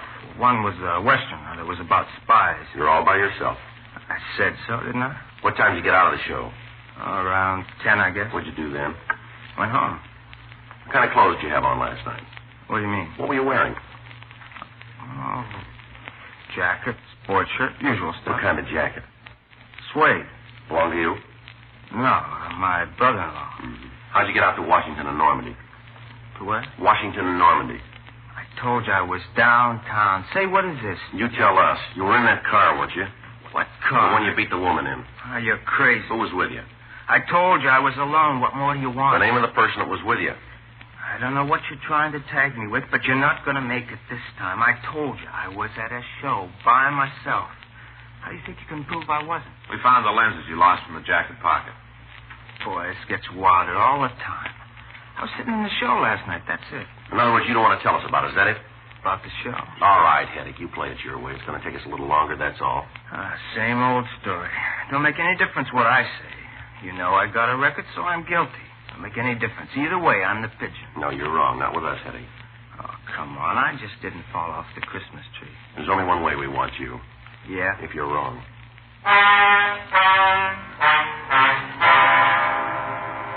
We took Gordon Heddig to the city hall for further questioning. We called Gwen Alston and asked her to come down and see if she could identify the suspect. Harlan Stahl said the suspect's fingerprints matched the partials found in the car, but there weren't enough points to build a case on. 2:47 p.m. Frank and I had the suspect brought to the squad room. Why don't you give up? I ain't going to cop out to something I didn't do. We don't expect you to, but we still want to know how a container with your brother-in-law's lenses could be found in the backseat of a victim's car. Now, they were in his jacket, and you wore that jacket. Isn't that right? Don't ask me. I was at the show. Yeah, so you said. Another thing, you guys better treat me pretty good while I'm in here. Yeah? Sure. I'm a kid. Don't forget it. Yeah, that's the way it reads on the books. For my money, that's as far as it goes. I told you once, we can put you in the backseat of that car. I get it. Robbery Friday. Right.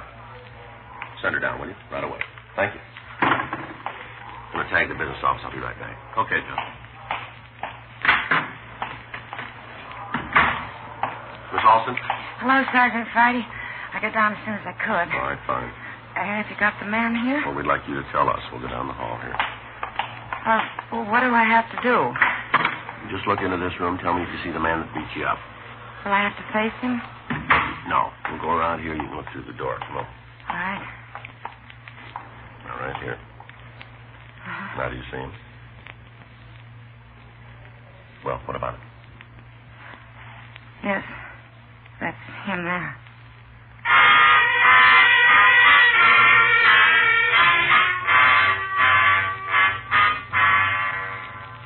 We confronted Gordon Heddick with the fact that he'd been positively identified by the person he had beaten and robbed. He still refused to admit any knowledge of the crime. We booked him on Section 700 Sub-M, robbery. A check was made of the FI cards in an attempt to identify the person who'd been with Heddick the night before. We called Newton University and 77th Street divisions. When we checked with Central, a clerk went through the files and found that the suspect had been stopped at 9th and Main Streets at 10 p.m. the previous night. Frank and I went over to the 1st Street station. Is the FI card you wanted, Sergeant? Thank you. Mm-hmm. Well, here's what we're looking for. Yeah? Wasn't alone. A person by the name of John Burko was with him. Officer make a card on him, too? Yeah, I got it here. What about the other guy? Thank you.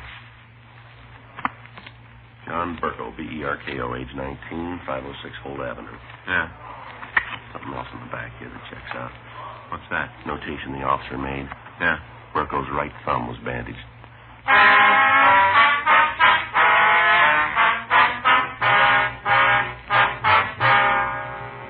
We went back to the office and ran the name John Burko through R&I.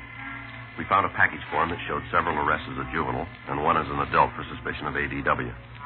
Gwen Alston was shown his mug shot, and she identified him as the other suspect. We drove out to his address on Holt Street. It was a boarding house. The owner admitted us to his room. We waited. 4 hours went by. 8:19 p.m.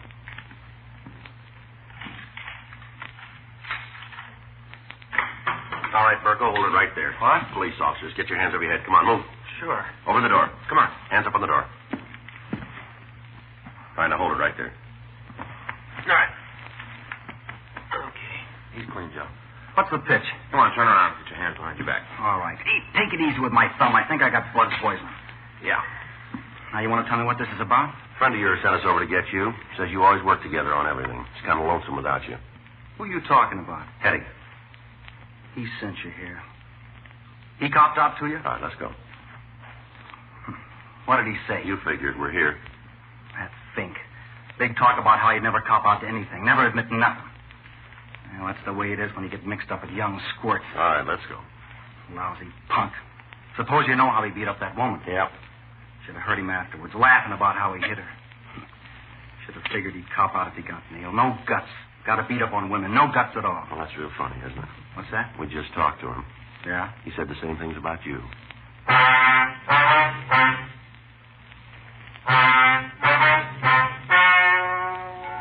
The story you've just heard is true.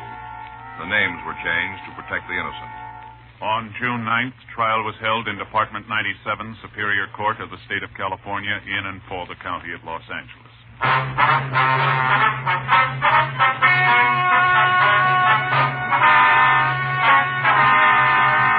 A petition was filed on Gordon Heddick, alleging one count of robbery and kidnapping. He was declared unfit as a juvenile and ordered to be tried in Superior Court. Gordon Jerome Heddick and John Carlton Burko were tried and convicted of robbery in the first degree, one count, and kidnapping for the purpose of robbery. Robbery in the first degree is punishable by imprisonment for a period of not less than 5 years. Kidnapping for the purpose of robbery with bodily harm is punishable by imprisonment in the state penitentiary for life without possibility of parole. Dragnet. The story of your police force in action is a presentation of the United States Armed Forces Radio Service.